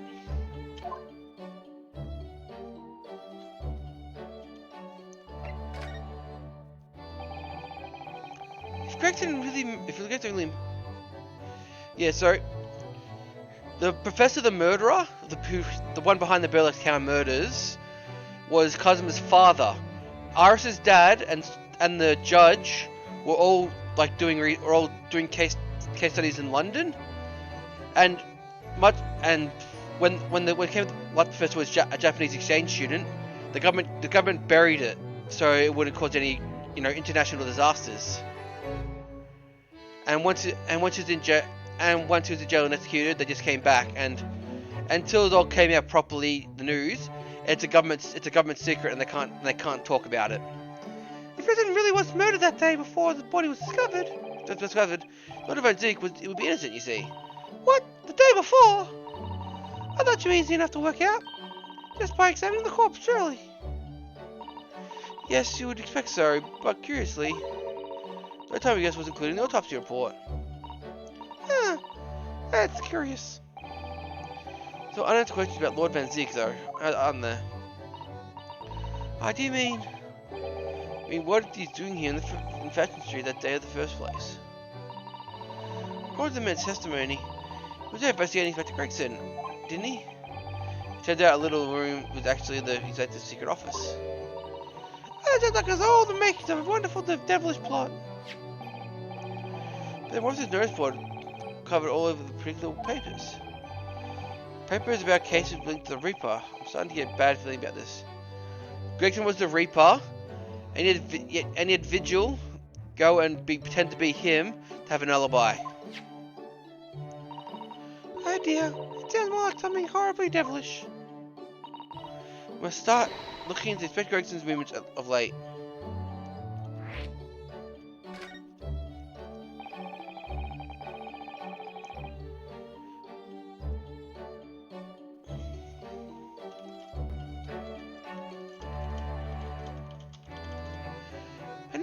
I never imagined to be investigating Inspector's movements. Well, according to the entry in his diary, he was carrying out any kind of investigation of the Redhead League at the day before his death. Oh, we just doing the same thing, Hurley? Well, Mr. Jones was trying to apply. There's a detective who's supposed to be investigating. I do wish it the other way around. Anyway, it turns out the inspector who went to investigate Redhead League that day wasn't actually Gregson at all. It was Mr. Vigili, in possession of Gregson's identification. You know what that doesn't sound like to me? Establishing an alibi. Oh my, yes, you're absolutely right, Iris. But why would Gregson need an alibi? It appears the inspector had something to do with what wished to keep secret. I don't believe it. I always thought he was just a harmless lover of fish and chips. Or perhaps he was seasoned with something a little more potent than salt and vinegar. He salt and vinegar chipped people to death. I think perhaps we should try and move away from food analogies. Well, anyway, Lord Van Zeke felt the need to investigate Gregson. Ah, yes, I agree. We must find the way to what he knows.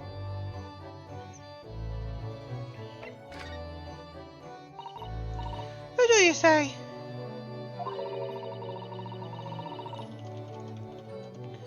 Isn't that the name of the latest game fight earlier? You say? That's right. Tasked with Jones if you would help her find her missing husband. I'm sure it's completely passed the buck to us. Actually, didn't you say Mr. Vigil had been taken to the hospital? Do you know which one? Ah, Satanus. I'm starting to wonder if all the other hospitals in London have closed down. That's amazing, Bruno! You found the lady's husband already? Well, I suppose I have, by accident. And 10 years ago, Mr. Vigil was the chief warden of the prison. He was responsible for overseeing the professor's incarceration. No! So when the convicted escaped, he was responsible and tried to commit suicide. Sometimes I really don't want to grow up. It's more, for 10 years after that, where he was obscene by working as a peddler, he also kept another secret job. He was paid by Gregson to be a stand-in impersonating the inspector. I say Gregson, but why? I have absolutely no idea.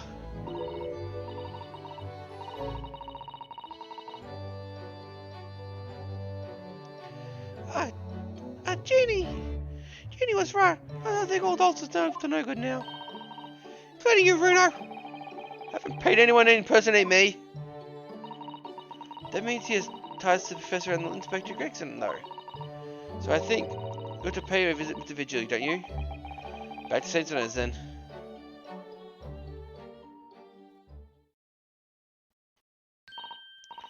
Oh, I think it's clear what we need to do now, isn't it? Time to kill everyone till we find the actual killer. Oh, Iris. You're more enthusiastic than usual today. Everyone says if anyone's anything to hide, my special Wilson shooting iron will set them straight. That's a water pistol. It's full of cat piss! With rabies. That's full of piping hot extra special blend of mine. It shoots tea. God! It scolds people, that's even worse. That's a shot will kill them. Scolding someone even is much worse.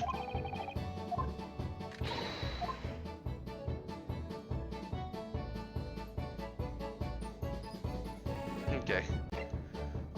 Sorry, I've been called away for a second. I'll be right back as soon as I can, so don't go anywhere, I promise. I'll be right back. But I'm just being called out of the room for a second.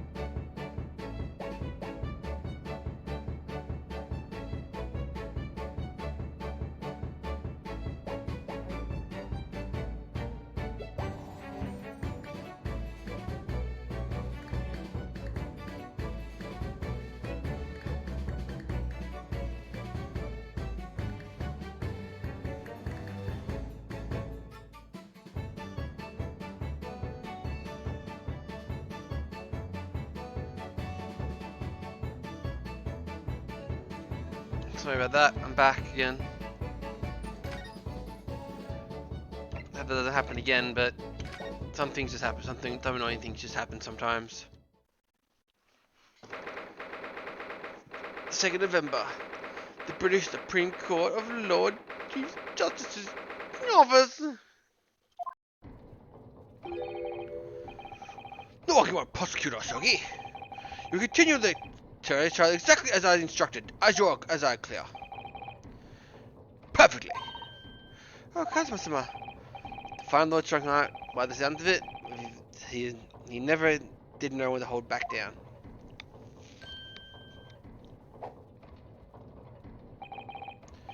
On your way now, Shogi.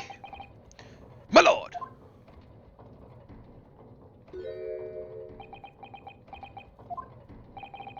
Kazuma.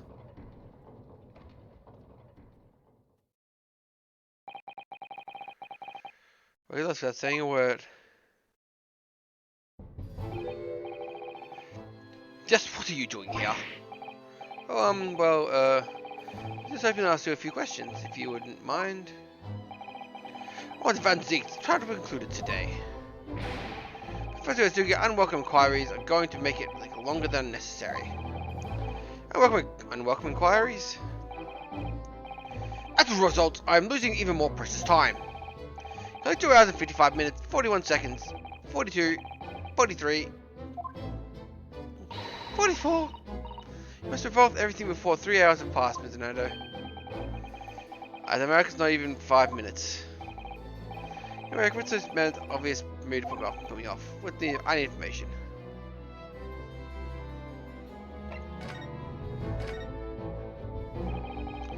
Does Rostogi believe that Lord Van Zeke is the Reaper? I wouldn't know. It was 10 years ago, and that fateful cause trial Lord Van Zeke made with himself among the judiciary.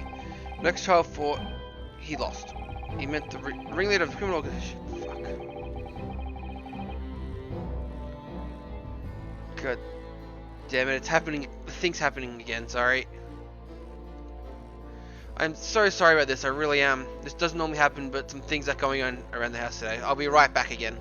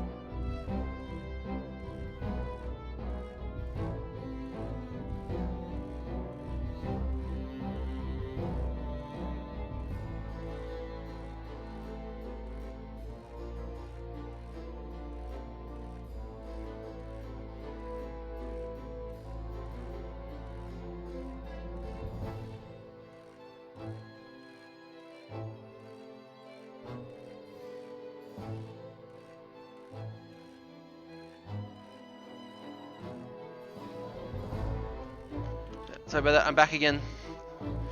I made some... Well, I was dealing with the problem where I made my tea. So I got my tea with me now. It means the ringleader criminal organization was acquitted thanks to all the jurors being under duress. But that's awful.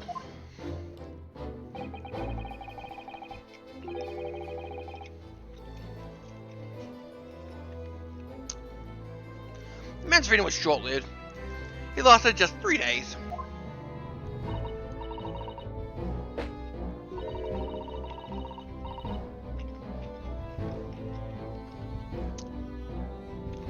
Yes.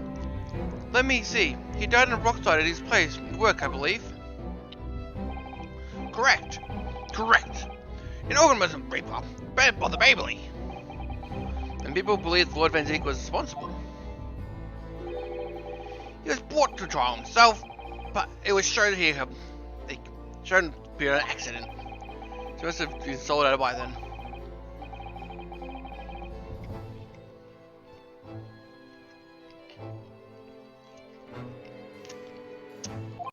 Nevertheless, Missouri just continued. In total, 16 persons would perish from annual sentences obtained by the hands of the Reaper.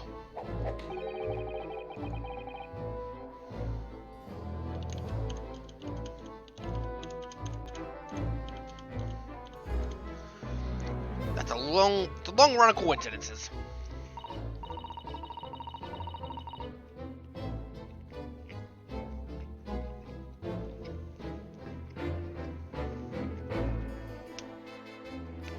While the Reaper's true identity may be revealed by this trial.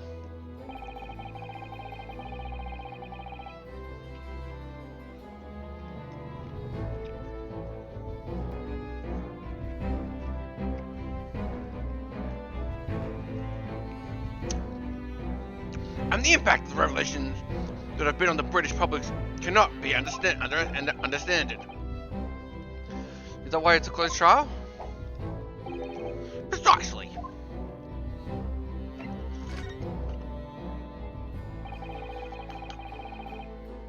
This country has yet to see a closed trial for 10 years.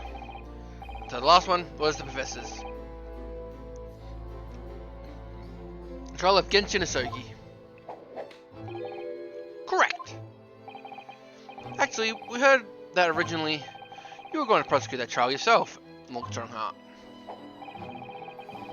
Van Zeke entertained entreated me to relinquish the prosecution to him, and we might avenge his brother's death. And here we are, 10 years later. The son of the man Van Zeke has condemned, now looking to avenge his father's death in the same way. Did you say it was goes around comes around?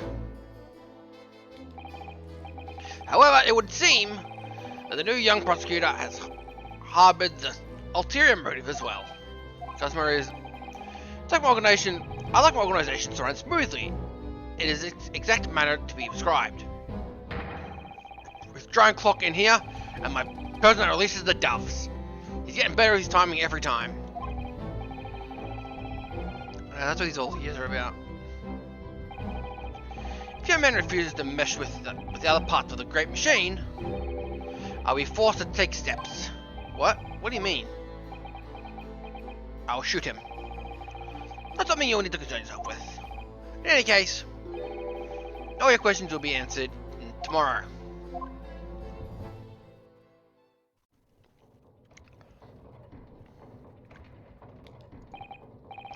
Now I have to ask you to excuse me. At this moment, I've been delayed for attending my next meeting for precisely 3 hours. Oh my, that's a long time. And I hold you entirely responsible. You know, we eventually managed to do everything in not even 5 minutes. You might be reminded if you might agree to us, working with Prosecutor Asogi. Much of the discussions to the prosecution outside the courtroom are generally frowned upon. However, I will make an exception in this case. Now go. I can't. You can find him yourself in his office. Oh, thank you. Who's a ghost?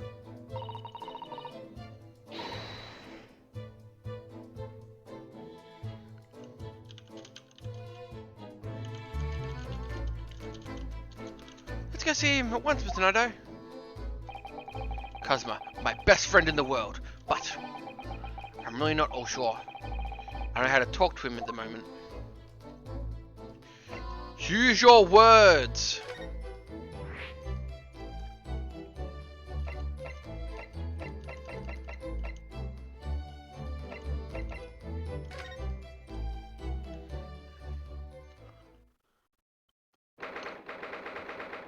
Second of November. Prosecutor's office.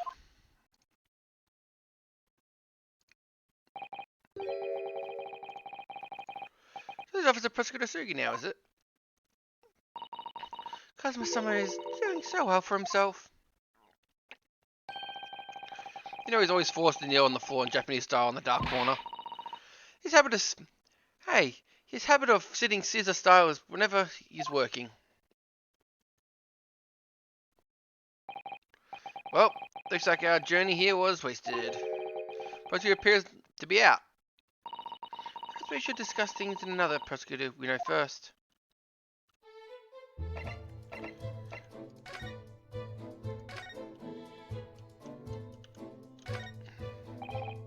Let's see what we have here.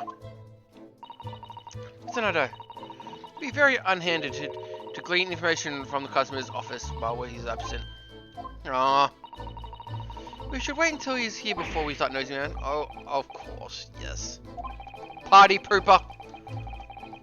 She doesn't take notes when it comes to customer, does she?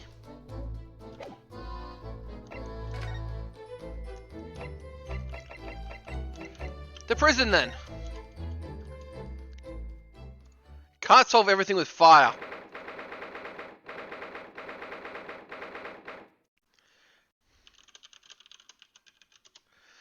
Don't know if it was down number one. 12 and 6 reading, look. He doesn't seem like he wants visitors, does he?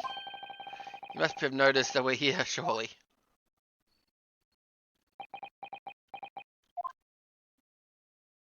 Blah!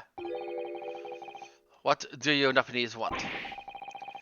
That's not the way to greet your lawyer who's trying the hardest to prove your innocent, isn't it? Perhaps not. Hmm? Blah. I apologize. So what can I do for you, Mr. Nado? Look, Lord Antique speaking earnestly. It's a Christmas miracle! Look, an eagle got its wings!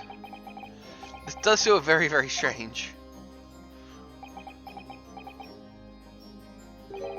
Blah. I must say, I was impressed. Oh well, thank you. Not by your fellow Japanese. Your Patakushan friend. Oh, I see. Yes. It's sadonic, don't you think? For a man such as me, so loving as me, to be entirely at the mercy of two of you. I suppose it's retribution for having played the part of the Reaper all these years. Played the part? For you see, I am Batman. We know you're a vampire. No, I'm actually a Batman. You once told me that you gladly allow people to believe that you're a Reaper because that reduced the amount of serious crime that took place in London. Da, blah. I was keeping quiet playing the part benefit because it caused myself to commit the pursuing. Then why would I choose to say anything? But the henchman of the criminal killed by the Reaper attacked you the other day. This was the most recent any attempt in your life, wasn't it? No one's clearly profiting from your silence about all this. Someone is using you.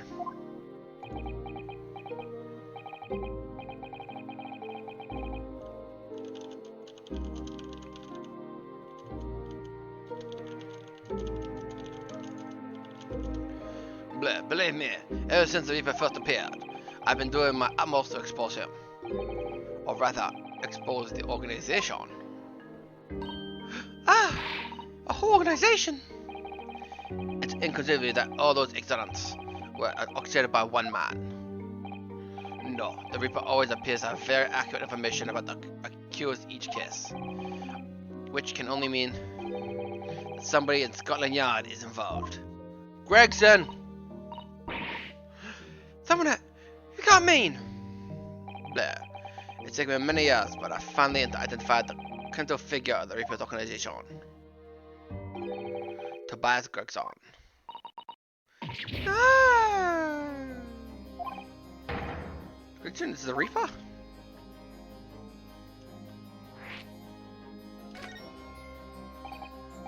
So the reason you were investigating Inspector Gregson is because you intend to expose him as the Reaper? Blah. As I said, the Reaper the Barely is not a single person. It's a highly secret organization with close ties to Scotland Yard. But there's no doubt that Gregson was a key member of the organization. I don't believe it. You're not Naruto, you can't say that. Are you saying Gregsy is all behind those awful crimes, giving us their deaths? Gregson didn't do the dirty work himself. Oh. He was the tactician. Job was currently investigating the mark to plot their assassinations. In order to do that without arousing suspicion, he regularly needed a firm alibi. Which when Mr. Vigil came in. Mr. Vigil came in, purging his inspector. Vigil knows nothing of the Reaper. But the room he rents in Festival City was almost certainly the headquarters of the operation. Gregson would have been met the assassins for their briefings. So we don't actually know who carried out the killings then. Blah. Actually, I do have a name. You what? Description of the board. A freestanding notice board completely covered in notes articles relating to victims of the Reaper. There's a body handprint on the backside. If you can name, man, we can identify the Reaper then. Or blah. If I can name the woman. Oh. She's a young woman by the name of Assassin. Wait. Her name's Assassin. Assassin. Her name's Assassin.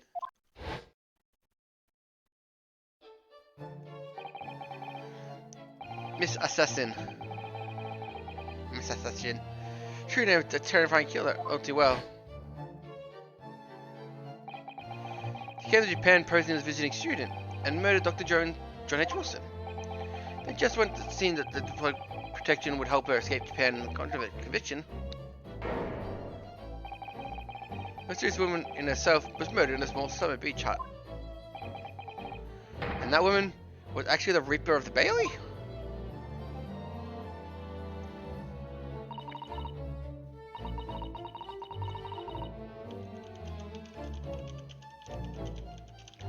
No.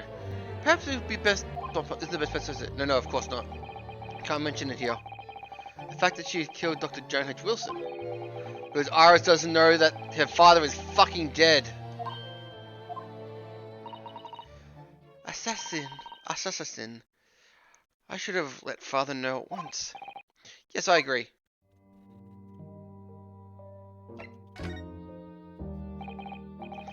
Cosmo, isn't it?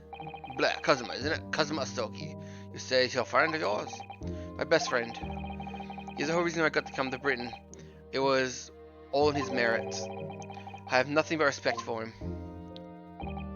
Yes, I understand only the very best students are selected to such opportunities.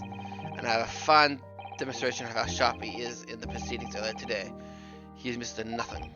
In fact, his false performance very much reminded me of his father. Genshin Impact, the professor.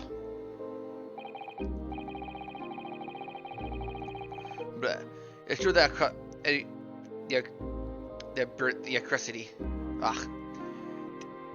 aristocracy of at the time was the root of all the numerous great stolen problems. They were abusing their power, playing with common men like pawns in politics and economics and war. Well, that sounds very familiar. Where on earth has I heard that before?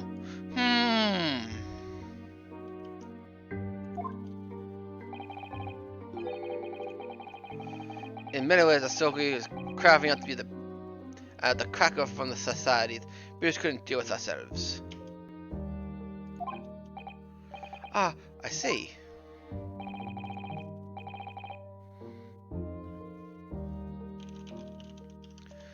But that's precisely why it makes no sense. Clint Van Zieks was a nobleman, upstanding man. He wasn't corrupt. Why did the damn Japanese have to go and take my brother's life? despite having once said man. You saved your life? How did that happen? It was a very, very dangerous game of tic-tac-toe we were playing. It was 10 years ago, on a foggy night. It was to be the professor's final sack. He had sent a wave of panic throughout the capital. So Clint Van Zeke had already been killed at this point then. Gibson and I were walking down the back street at the late hour. Of course, at that point, I had no idea of the true nature of the man at my side. All of a sudden, they make a peep. Don't make a peep, you're coming with us! We were surrounded. Our assailants were armed with pistols, their faces obscured by scarves. Clint was not only a noble heritage, but a brilliant connoisseur as well. The scum of London hated the sight of him, and they had no sympathy for his younger brother either. To be targeted several times before already.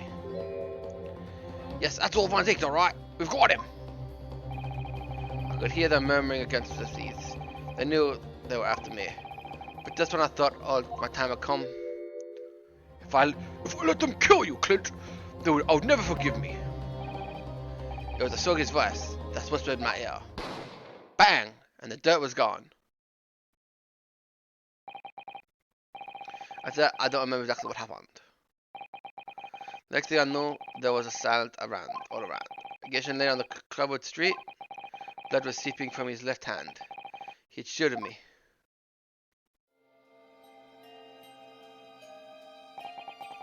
2 days later, they arrested him. On suspicion of being London's most notorious mass murderer ever. The Professor. How awful for you. All at once, I lost my brother. I received the foreign friend and touched me in high regards. I'm so sorry, Lord Van Zeke. Until I became a racist. That's the end of my miserable tale. I never thought I'd recount it to anyone. Well, thank you for confiding in me.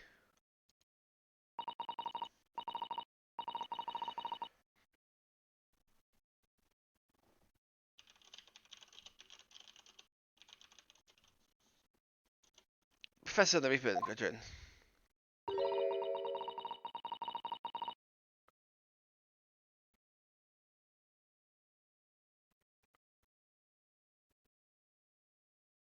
What? I wonder if immediately released I can't help but quite believe that Gregson was essentially the Reaper, giving assassination orders to Jezebel Barrett. Mr. Nado, how's it going? Inform my father. Trimmer will want to hear about this new information. Oh, that means I get to be your daddy, says he? Hooray! Yes, alright. Let's head back to Great Rolly Hotel then. Blah. Is there anything else you want to say? How about we had some tea or maybe some... Oh wait, you're leaving. Oh, okay. I'll wait here then. 2nd of November.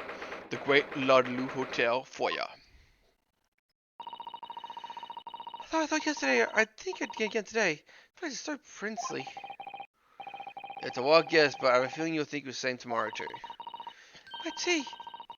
Let's say the fine fragrance whatever these serving in the tea room here though, wouldn't you say? Ah, look who we have here. An unexpected pleasure. Ah, Father!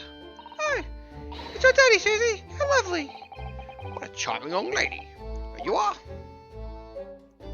Oh no. Oh really? You're the author of the adventures of Sherlock Sholmes, are you? That's me, Iris Wilson, at your service. Susie's been such a wonderful friend to me over the last year, you know.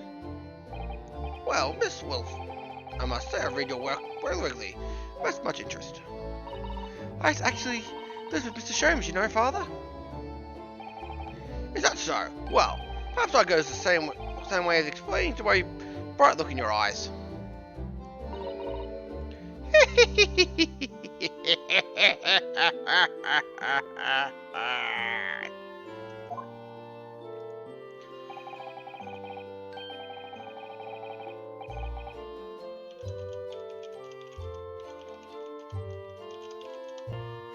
father really feels. Nothing. No. It was a pleasure to see you in action earlier. As an invitee at the symposium, I was allowed to observe the gallery after I twisted some arms. I broke 3 arms to get in there. The bailiffs are kinda pissed at me. I must say, you were truly expensive performance. Oh well, thank you very much. Although I'm fairly sure you admitted by Kazuma on the other. What no, please don't misunderstand. Because you were impressed me. Really? Does Evan just read his fucking mind? You don't miss a step, you didn't miss a step against Asogi. We all know how capable he is. Really, you've matured such a fine defense lawyer less than a year. It's quite extraordinary. It is very kind of you to say so, and really nice to hear. I'll never say it again. My son Kote confirmed what I've been hoping for. The favor I mentioned yesterday, Hodo, I trust you haven't forgotten? Oh no, you did mention something, didn't you? But first, we have to something to report, Father. Of course. Shall we take tea and we'll discuss the matters further? I wonder where the Judge Juriko's gone to.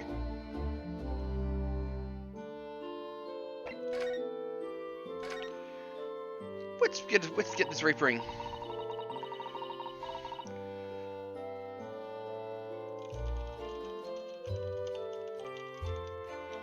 Father, do you know where so-called Reaper the Bailey?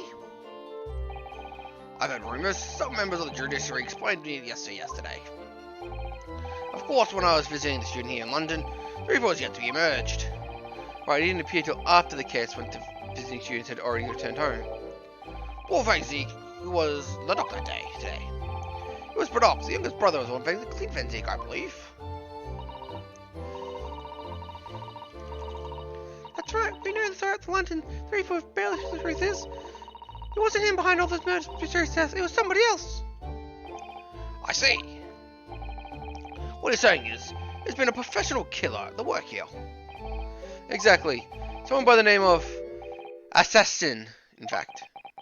I beg your pardon? Did you just say assassin?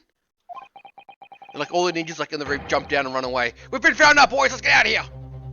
You mean Jezebel Barrett, the woman who was responsible for killing my great friend? Oh no, a friend of yours was killed? Professor Magwell, I think perhaps we shouldn't discuss this right now.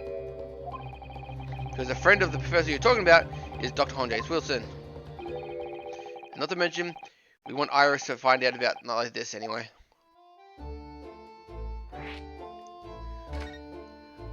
Let's talk about right in front of her then. I just remembered something. It's biscuits. It's right, that was my delicious little biscuits. That's rather out of the blue. I think she's doing a delivery. I think I'll go. See if I can purchase some. I wonder, am I coming to Iris? Oh yes! That's just trying to leave me behind. So that young girl is called Iris Wilson. Is she? Yes, that's right. And she's the author of those adventure stories starring the Great Detective shows. The name of the character author isn't Iris, is it? Dr. John H. Wilson. Yes, I know. That's the name of her father, you see. Her father? Oh, fuck. Dr. John H. Wilson. I was deeply indebted to that man for all his kindness he showed me during this time in London. That's why I was keen to recuperate, to investigate him in Puro University years ago. But he was murdered last year by Jezebel Barrett. Why? Why would the hand of the Reaper stretch all the way to Japan? Iris knows nothing of the case, but seems very likely that the victim, Dr. Wilson, her father. Well, I can't say that we ever spoke about to his family, so I didn't know he had a daughter or not. But I think I can say with certainty that he was never a great detective's partner. So he could have been another Dr. Wilson, you think? Well, John and Wilson are both common names after all. Still, it's probably the best not to mention it to the wrong lady, to be sure. That's what we thought, yes. We're back! With cinnamon biscuits! Oh, they smell delicious, Iris. I think the cinnamon will go very well with the tea they serve here. Don't you think, Susie?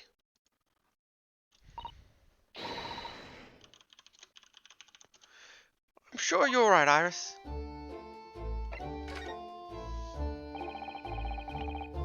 I haven't seen Judge Yuki, have you? Guilty! Like guilty, you're still ringing in my ears. No, not even mention it. I haven't seen him since this morning either. I suppose since the symposium's opening is proposed, he'll be going to explore the Great Exhibition. That reminds me of something you mentioned yesterday. About the Judge UK having once been the Doc himself. Ah yes, it was all tied up with that cursed trial. The close trial of Casimir's father. Sister was trying to mitigate Genshin's guilt, so he took the stand to testify. But he got a little carried away and, actually managed to break the witness stand. Oh my. He also said he had some contemptuous words about the British Empire for which he was charged. Oh dear. Although it was worryingly easy to imagine him doing that. Well, it was alright in the end. He was acquitted and returned home to Japan together. Thank goodness. Ah yes, talking of Shinjiro, I have a copy of the photograph we took together yesterday.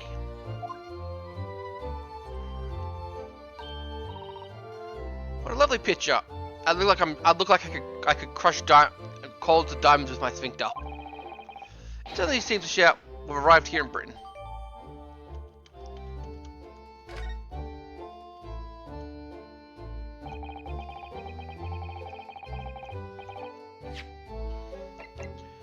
I have a feeling that God, I have a lot of evidence. This case is going to be important.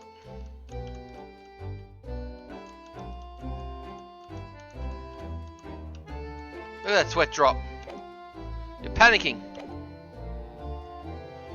None of us had any idea what's going to come in. We talked, did we? No, not that so. That's not so true.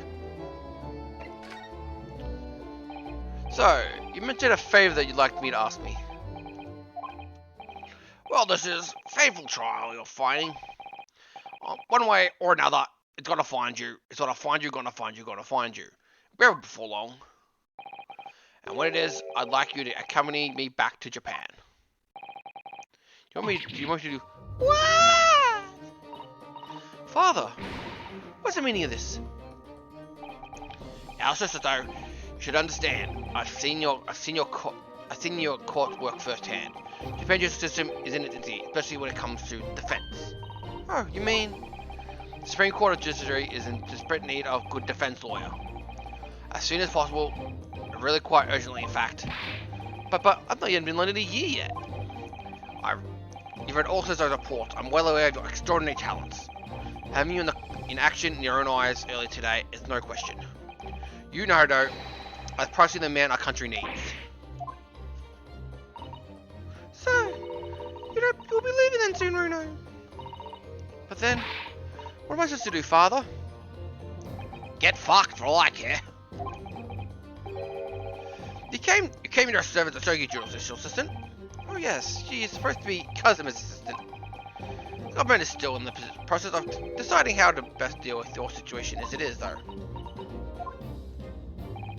You always can choose your own path, so I trust your judgment. This time, matter also. Father! Please, the pair of you, don't look so downcast. Merely a suggestion, you understand her. I am hopeful if I'm honest, but I won't force you. I'll ask you to consider the decision comes, card concludes tomorrow. Yes, alright.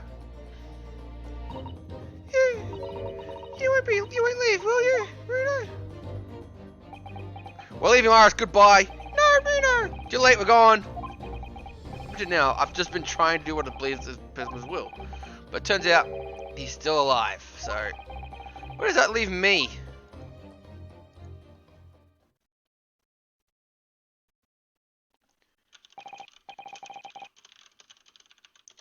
Well, if you'll excuse me now, I need to telegram the government, ministers, and Japanese police informing about assassin. Of course, Father. Thank you. How would we not know Assassin was an assassin? I look forward to next month's installment, Mr. Wilson. Mr. Wilson? Good to please you come back to Baker Street sometime, won't you? And that's not an option. I'll be delighted. And threatened.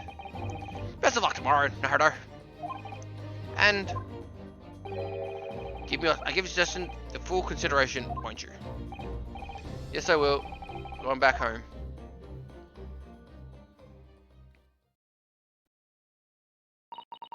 You know, Kazuma has always been to be a great deal of my father. I'm sure he'd love the chance to meet with him around and talk all of this. Yes, no doubt. Assassin. Of course, it's so obvious. How could I have neglected to consider that possibility before now? Ah, Mr. Sholmes. Ellie, where have you been? Why, I joined you all for tea, of course. That's an extraordinary question. I didn't notice you at all. No matter. Anyway, more precise concerns. Mr. Naito. Oh, yes? I must dispatch a telegram to your country at once in the matter of a great urgency. To Japan, you mean? Tell me, who can I entrust with this task? Quickly now. Well, my father just now left. He sent telegrams to the Imperial Police Bureau himself. I see. Well, he looks real well enough to a bearded fellow. I don't think that father's sport could be considered a beard, Mr. Sholmes. Well, not at the moment to lose. Not a moment to lose. Kindly ask your trustly unshaven father to send this. I will, but what is it? No question this time, if you please, Mr. Sadaso. All we can do is pray that for once, my deductions are awry. Doesn't that imply that the deductions is normally correct with Sholmes? Now then, you may be surprised to learn that I am a very busy man. I actually have no time to hide inside this city and eavesdrop on other people's conversations. So that's what joining first team meant. I'm extending this challenge in your hands then, my dear fellows. He threw down a fucking smoke bomb. He sort of ran off, didn't he? He sort of ran off, didn't he? He's quite a pace. He left unpaid bill for the tea behind too. Of course he didn't fucking pay. My contact with father or telegram at once. I'm going to call a cab straight away, and you won't have to pay. No one ever pays when I get a tab. What is everyone have flash bombs? They just flash and disappear. Me thinking everyone would be. You must pay Miss Sholmes' bill.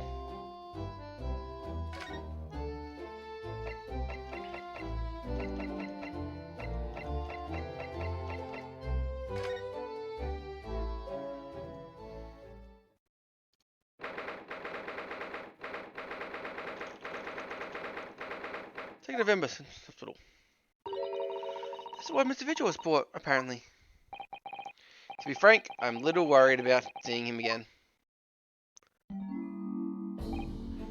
Ah, the lawyer. Hello again.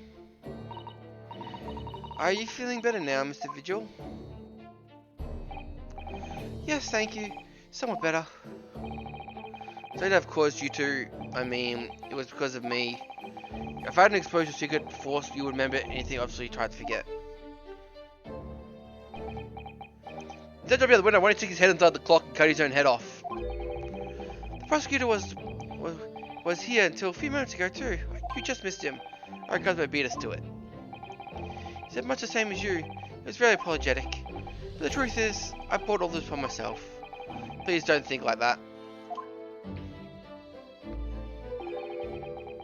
Kept me from Evie, my wife, all these years, carried such a sense of guilt. But that's not what the worst of it. Over time, I actually came to deceive myself as well. You mean about your dismissal? Looking back on it now, I'm beginning to think perhaps Inspector Gregson didn't stumble across me by accident at all. He compensated me so generously at acting as a stand-in. He was clearly concerned for my well-being and doing what he could to help. Perhaps Gregson knew exactly what he had become. Mr. Vigil was all along then. After all, it just deserts 10 years of lies and deception, but It wasn't me who helped the professor escape 10 years ago. It wasn't me. I swear it. I swear it's true. Alright, Mr. Vigil. I'm sure you'd rather not dredge up upon even more of your past this time.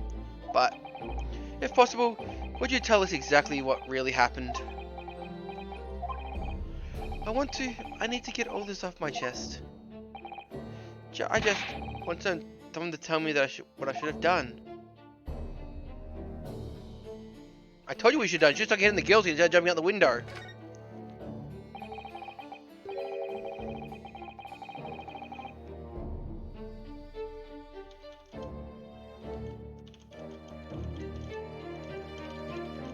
Inspector Crichton obviously emerged a special operation of sort. He was investigating something in Scotland Yard couldn't know about. Details of the Reaper's marks, yes. It was when he had carried out those investigations that I'd take his identification and impersonate him. You pretend to be inspector to carry out investigations on his behalf. Oh no, never! Common street peddler couldn't plan to carry a public police investigation. All I did was to get a special vacation and make a little hoo-ha. Just hoping to leave an impression, so everyone there would think a detective called Gregson was here. So that's what you were doing instead prior to the incident. Yes, he asked me to make an appearance at the park on Lime Street Red-Headed League event. So as usual, I flashed the inspector's identification around, very vocal about my presence. Then you were taken prisoner by the red-headed fraudsters. Yes. So you'd always be the point of showing Gregson's identification and generally being loud. That's what the inspector asked me to do, yes. Well, it's one way of becoming a legendary detective, I suppose. Not a good one, though.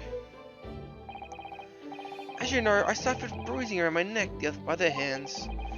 But the following day, they kept me in their word and released me, without returning the inspector's identification to you, however. I arranged to meet the Francis Street room at 5 that day so I could report back to the inspector. At the agreed time, that's when I heard the gunshot.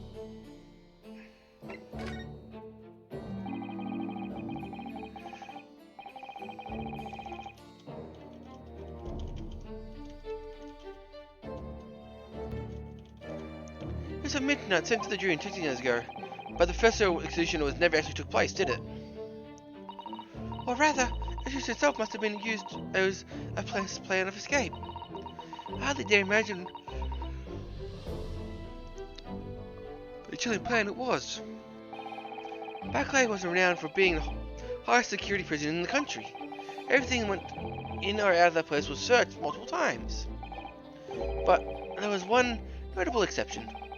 Or rather, one notable loophole. Something that was never questioned. I have a feeling I know what that loophole was now. The coffins to which the bodies of the executed convicts were placed is correct. Yes. Once Coroner confirmed the death of a condemned convict, the body was taken to its coffin for immediate burial in the Gate Cemetery behind the prison. Chief Warner had assigned the necessary papers. After that, no member of the staff was permitted to touch the coffins containing the bodies again. When the execution took place, no executioner and the coroner were permitted inside the chamber. They would wait until in the adjacent room for the word that the condemned victim was dead. On that occurrence, we had that conversation. I went into the mortuary room to find a lone coffin as usual. The procedure was I would sign the paperwork, having checked the coffin and nailed it shut. But for some reason that day, the coffin was already nailed shut. No! I didn't think anything of it at the time. I assumed that duty had been checked the coffin, nailed it shut before I arrived. So you mean the coffin contained... Yes, I can only imagine Asogi having escaped his execution somehow, alive inside the coffin. It was then taken out through the main gates and deposited in the Lowgate Cemetery. So there wouldn't have been enough air inside the breed for long. So in the early hours of the following burial, somebody dug up the coffin again to see Gregson fee. But in the end, it was fatally shot in the graveyard anyway. What on earth happened to locate Symmetry that night, I wonder? I'm afraid I really don't know. All I can say is I certainly had two things. Sergei couldn't possibly escape without help from somebody working in the prison. And somebody was not me.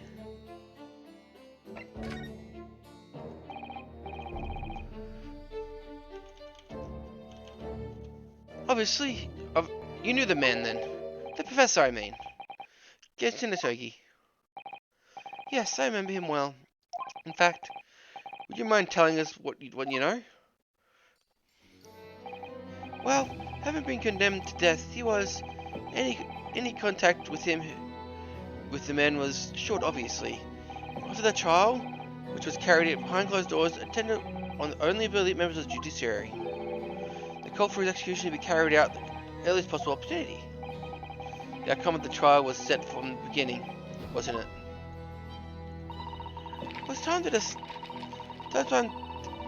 It was a time of delicate diplomacy when Britain and Japan were proposing to sign an import treaty.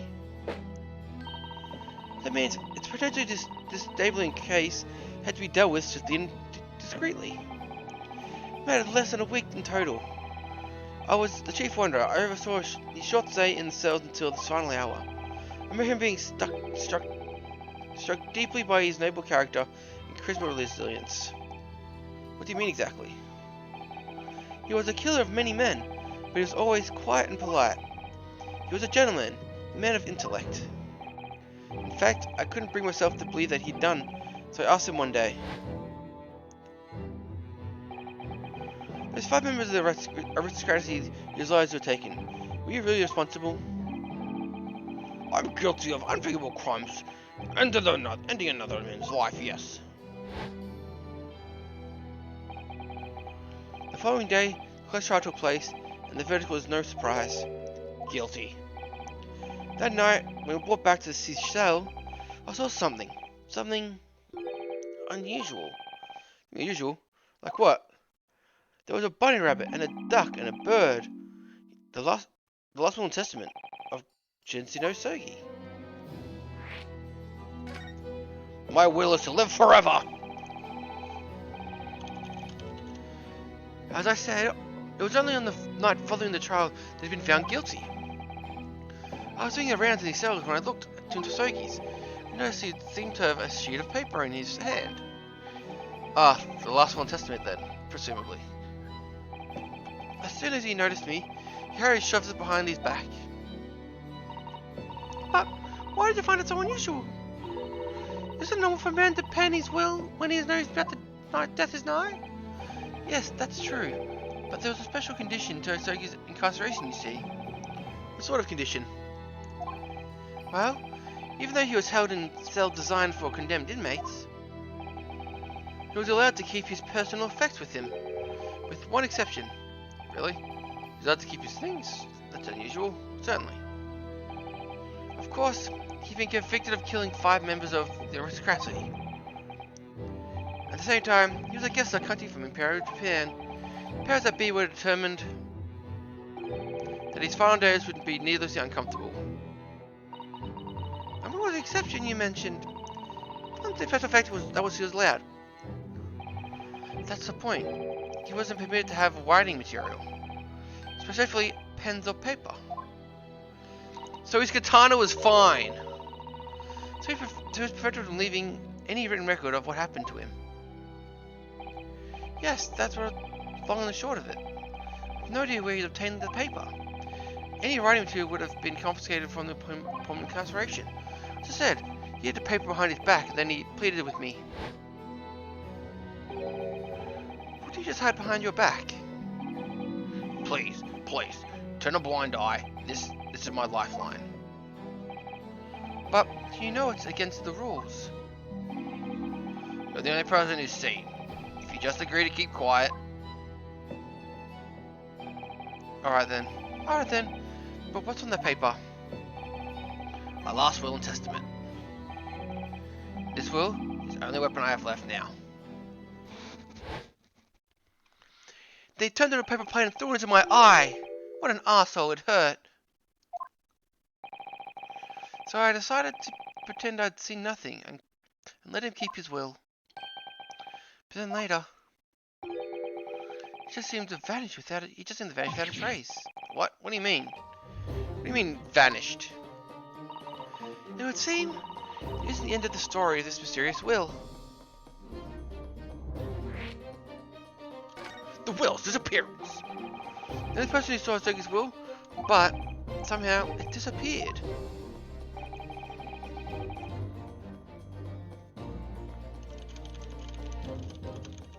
After Soki's execution, Which was actually an elaborate jailbreak. the wardens gave up Soki's prisoners who were in the cell. Or be sent back to his family and home in Japan, you see. Poor Kazuma-sama. You're saying that there wasn't anywhere to be found in Long's special effects. The will, I mean. That's right. I thought I didn't search through them. I didn't search through them myself. But Governor Kendo was livid. He was screaming. I cannot have disappeared completely. That doesn't quite make sense though, does it? In what way? Well, Ben said the only missing wills were aware of the will's existence. In which case, how did the prisoner governor know to look for it? Oh yes, you're right. We don't know how he knew, but certainly it seems though he knew of the will existence from the outset. Only he doesn't refer to his will. What he said was, "Where's Asogi's papers?" Asogi's papers?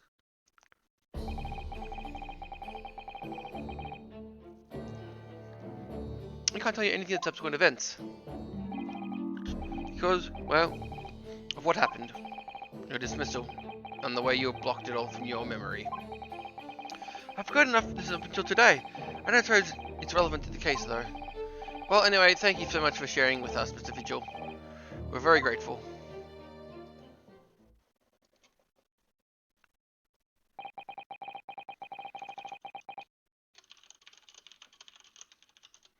I'm afraid there's really more than I can tell you. My wife Evie will be here shortly, so I do hope I don't appear rude, but... Oh no, not at all. Thank you again. But what's becoming of you now? Well, impersonating a police officer is a criminal offense. Yeah, of course. I imagine once I'm fully recovered, I shall be arrested. I'm so sorry. Don't be, please. It was my own doing. I knew this day would come. Well, I wish you well. Goodbye, Mr. Vigil. Oh, it's a ghost. He died and turned away. Ah! Before you go, there is one thing. Oh, yes? What is it? The Soki's papers. I'd be very grateful if you make no mention of these things I told you about to them. Presumably for some good reason. They may understand that their very existence is a closely guarded secret. If it becomes known that I remembered, well, it could be rather troublesome, I think. I understand. Some sort of will Gentino Pogi used before his death, which made him men self-claim the last weapon. I wonder. Perhaps it had something to do with his plan to escape. Is there anyone else who might know about the document Kozumi's father left behind? It'll be Mr. Vigil's. It'll be Mr. Vigil's governor. We should know precisely where we must go now. The Barclay prison.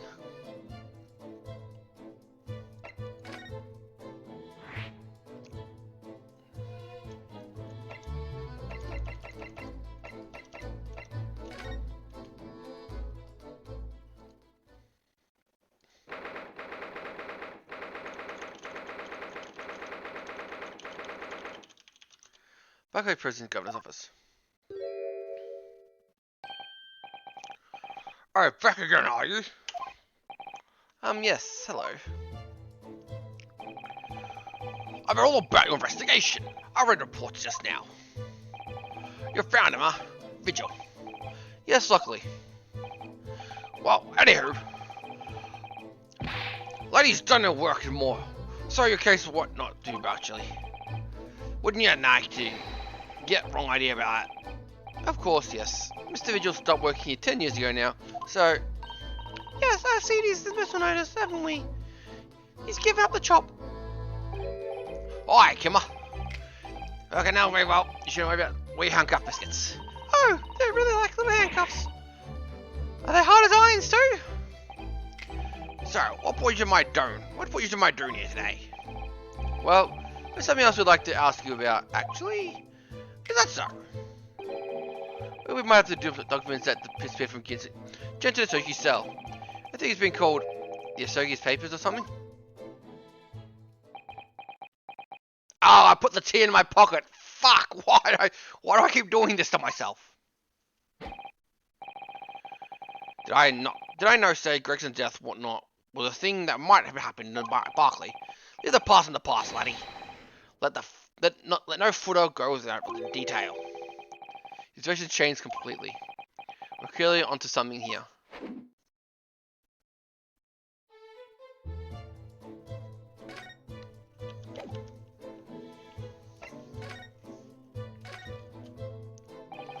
That murderer's botched execution. The whole mess was a miserable escape. We could buy the glasses hour, I say. Shocking embarrassment. Because the company had combated with the prison staff, do you mean? Aye. It's a shame. The coroner who confirmed the death of the man after his execution, Courtney Scythe. And then my chief warden at the time, Vigil, who was in charge of the whole affair. But Vigil just says he didn't know anything about it.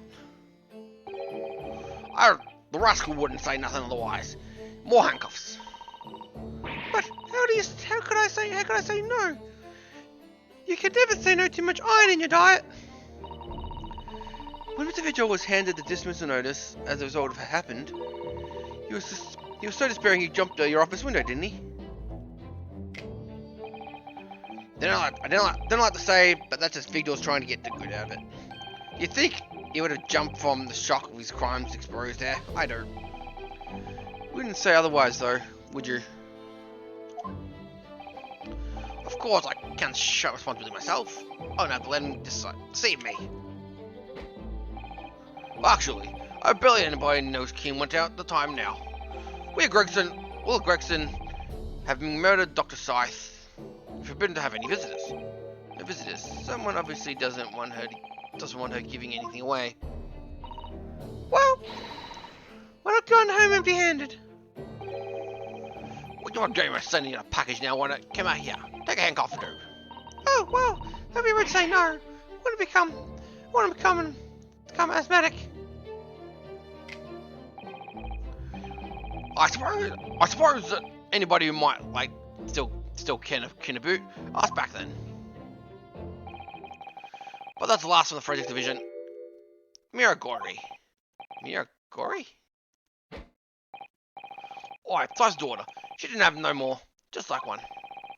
But the wee brain followed her madam's footsteps like the man did dinner. Didn't they? Never heard without a scalpel in her hand. Ah.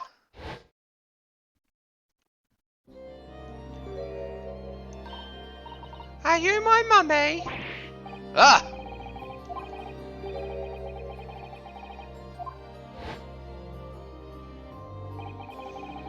It's his daughter, Mia Gory. Should we talk to her?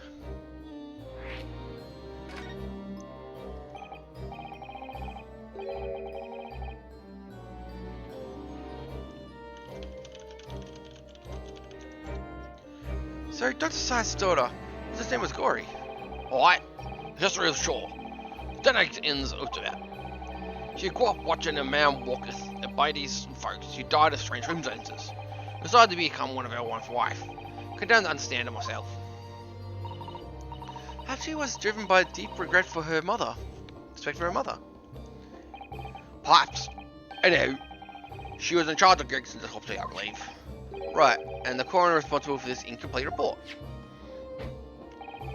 Someone told me once, well, Elias always loved her mum's stories about cutting up bodies. There's even a rumor that she used to even listen to the funeral march as a lullaby. Jesus fucking Christ! Alright, The foot on the trance at least.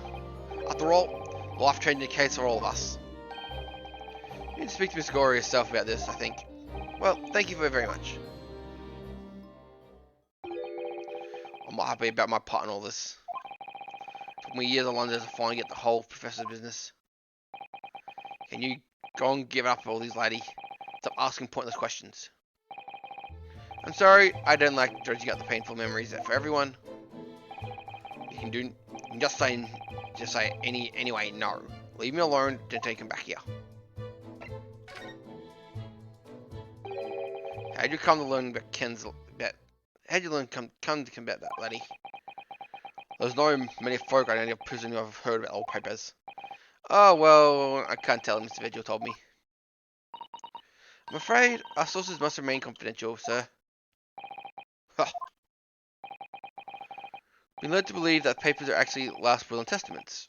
Isn't that right? The professors, or rather Genshin Asogi's.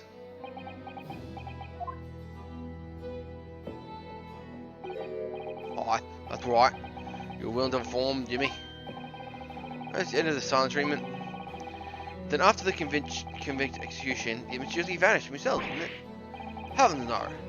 You're a half-cock there. I think it did, I quit fine straight. It was there in his cell, exactly where it should have been. Oh, I don't have elsewhere. Let me have a wee look here. I'm sure I can find it.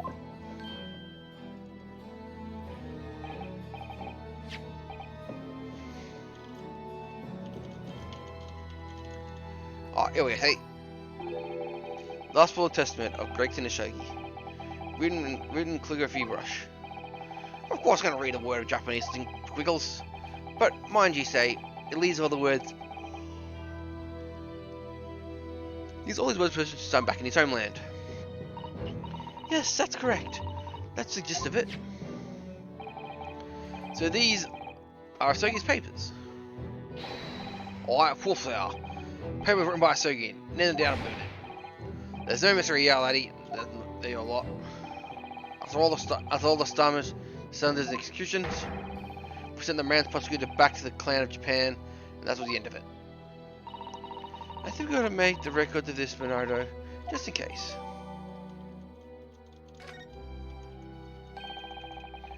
One thing before you go anyway, Mr. Nato. Oh, yes. The papers. What you gonna do with Gregson's death? I prefer you didn't make no mention of them outside the office. Or rather, I would just prefer it didn't consider an order from the highest level of the government. I understand. I can say hereby a quick wish. Upon my death, any and all material possessions, wealth belonging to me in London, to be reserved to my son, Kazuma Asogi, in Paris, Japan. It with deep sadness I accept my fate in this foreign land, in the knowledge that I will never see my homeland and family again, but I regret nothing which I chosen path.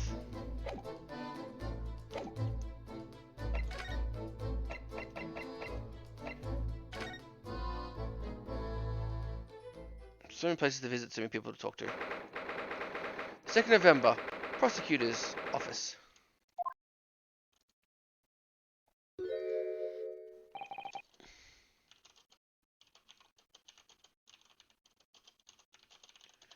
Kazuma.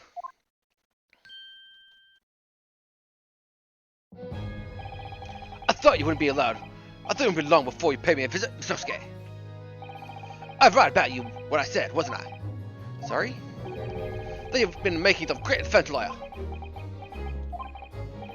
Well, I always believed that would be fulfill your dream of activating the British courts. I don't imagine for 1 second it would be as a prosecutor. See, you stayed in the foreign country courtroom, so gallantly resilient in your dream, Kazuma-sama. I'm truly happy for you. And I'm truly thankful for you. The judicial system, Mikaba. Morosuke, I always thought it would be fun for you and I to shake up the British legal system a little together. This isn't quite how I envisioned it, but I suppose it's another twist of fate. I learned a lot of things during my time in London. House Esto's father was himself visiting the student once a long time alongside Judge Yogi, and about what happened with your father. You mean you'll have no difficult understanding why I had no choice, why I had to find a way to get the Brenn's visiting student myself? I want to hear from you, Kazuma. As you wish. Rinosuke, Nahodo.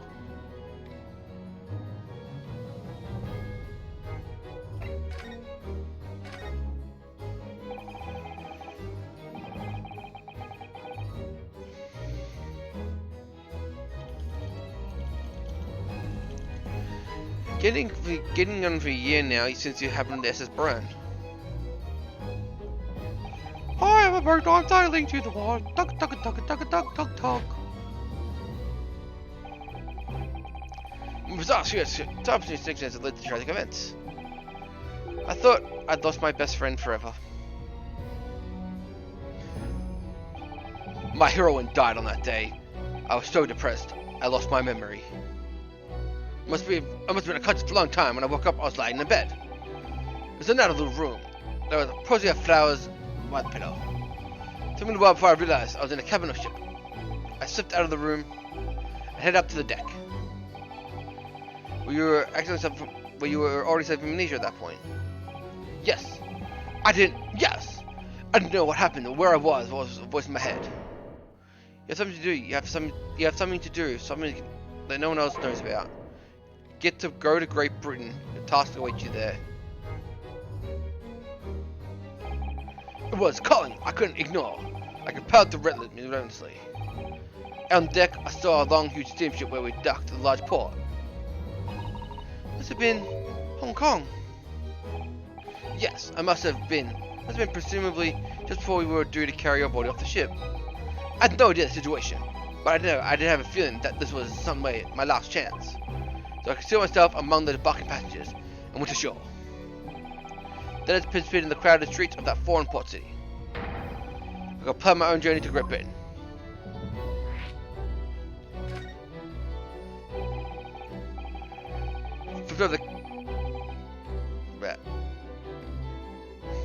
Just under the years ago, the past memories lost. I had left behind Hong Kong. Everything was foreign to me. The sights, the sounds, the smells. My head reeled. I was truly at a loss. I realized now that I had escaped my dead I escaped with a dead man with nothing but a clothes on my back and no money of course. How terrifying for you.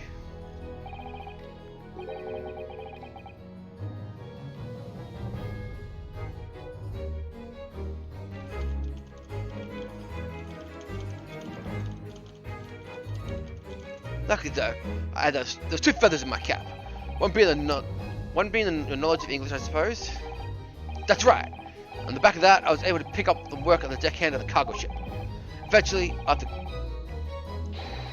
calling countless ports, I finally arrived in Dover. That's just 3 months ago now.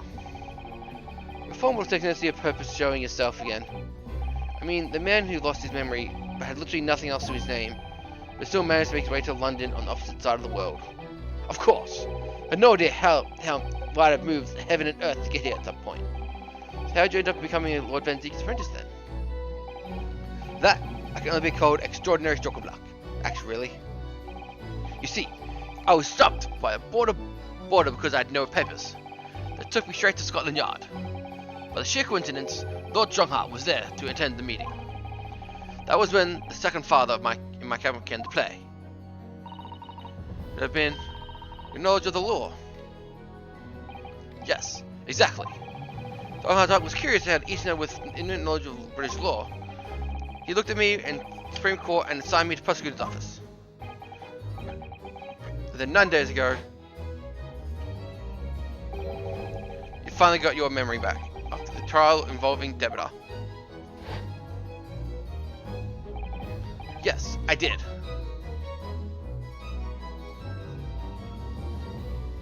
Bird? What? Oh, the face mask. Ever since then I first met Yomi, you talked about your dream. Ah, back when my heroine was still alive. I missed my heroine.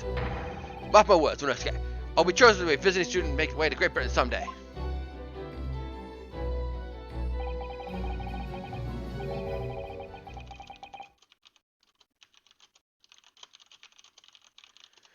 Did you know the entire time about what to do? 16 years ago.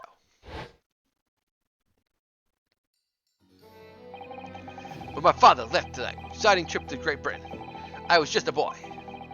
We took photographs together the day before he left departure. My last memory of him. But what I remember most about my father is his unsaving sense of justice. 6 years after that, he left. A gentleman called our family home. He told me that Genshin, my father, had been taken ill in English and passed away. With best of welcome purpose, your father, Sadaso-san. Oh my. Ever since then, Professor was very good to me. I've even helped fund my university education in Yumi and be here for a very nice debt. But nevertheless, I just couldn't bring myself to believe that what he told me. Oh? One day, a letter arrived at the house from Britain. There was no identification of the sender, so I opened it and assuming it was from the old acquaintance of my father. What I read in that letter changed my entire life. What did it say? It said, "You got a jitterbug. You got a jitterbug." So my father had been a mass murderer and witness and writer accused of his Sogi name. Oh no! As a result of that letter, I found out that had been hidden from me all those years.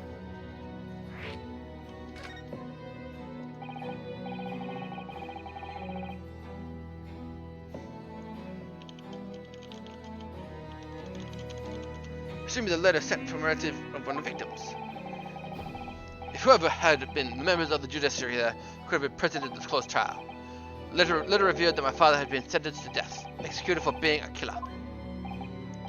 I'm so sorry if you had to find out that way. But imagine the British government did this very best to silence whoever sent that letter. But someone who knew the truth couldn't bear the resentment was going to be the problem. But still, it could have been written by anyone. Why do you believe it's such a thing? There was newspaper cutting including the letter. It was the first I'd ever heard of the professor and his terrible killing spree. Well, what did my father have to say about the letter? I couldn't bring myself to show it to him. What? Why not? Because he deliberately concealed the truth from me by telling me my father was taken by a fatal illness. That couldn't have been easy for him to have done it without considering my feelings. So instead, I showed the letter to the Judge Joke. Ah, the other visiting student. He faltered for the briefest moment and then he just laughed and let it off. By that moment, I saw in his face. He was undeniably shocked. Taking a moment to recover these boys. A year later, my behaved mother succumbed to the strain of grief and she passed away.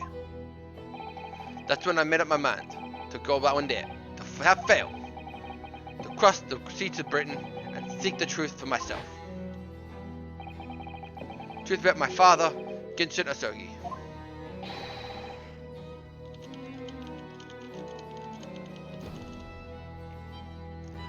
I wouldn't let anyone stand in my way.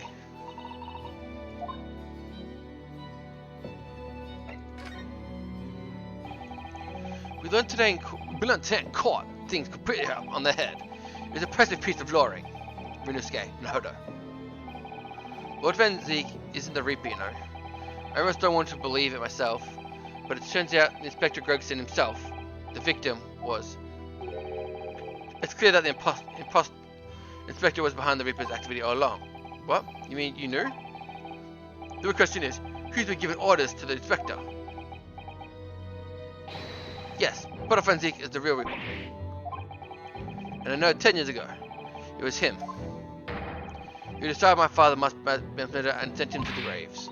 No, he was merely seeing that justice was done. Lord dictates. He is not to blame. Ultimately, the people who condemned the people. It was people who condemned people. The law was just a tool for them to do that.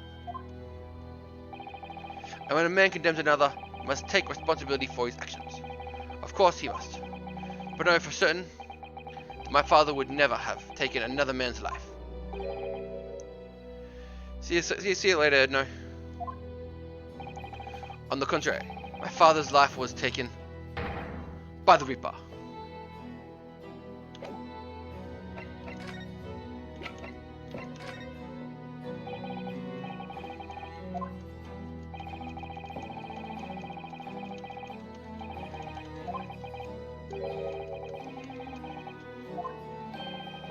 He doesn't want to talk to me.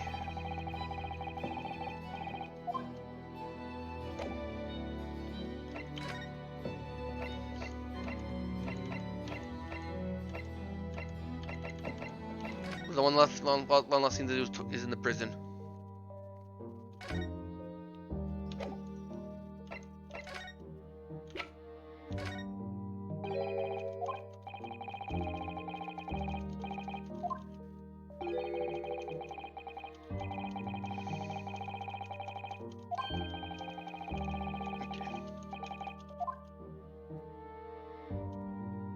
Okay. I'm probably have to call there. Actually, I'm starting to feel a little bit sick, and I don't want to have to keep interrupting over interrupted enough time for the other things. So we're almost done with the investigation. So we'll finish this off and start the trial again tomorrow.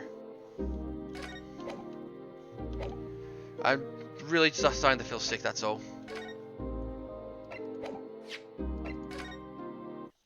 So we'll finish up here tonight, and we'll finish this off tomorrow.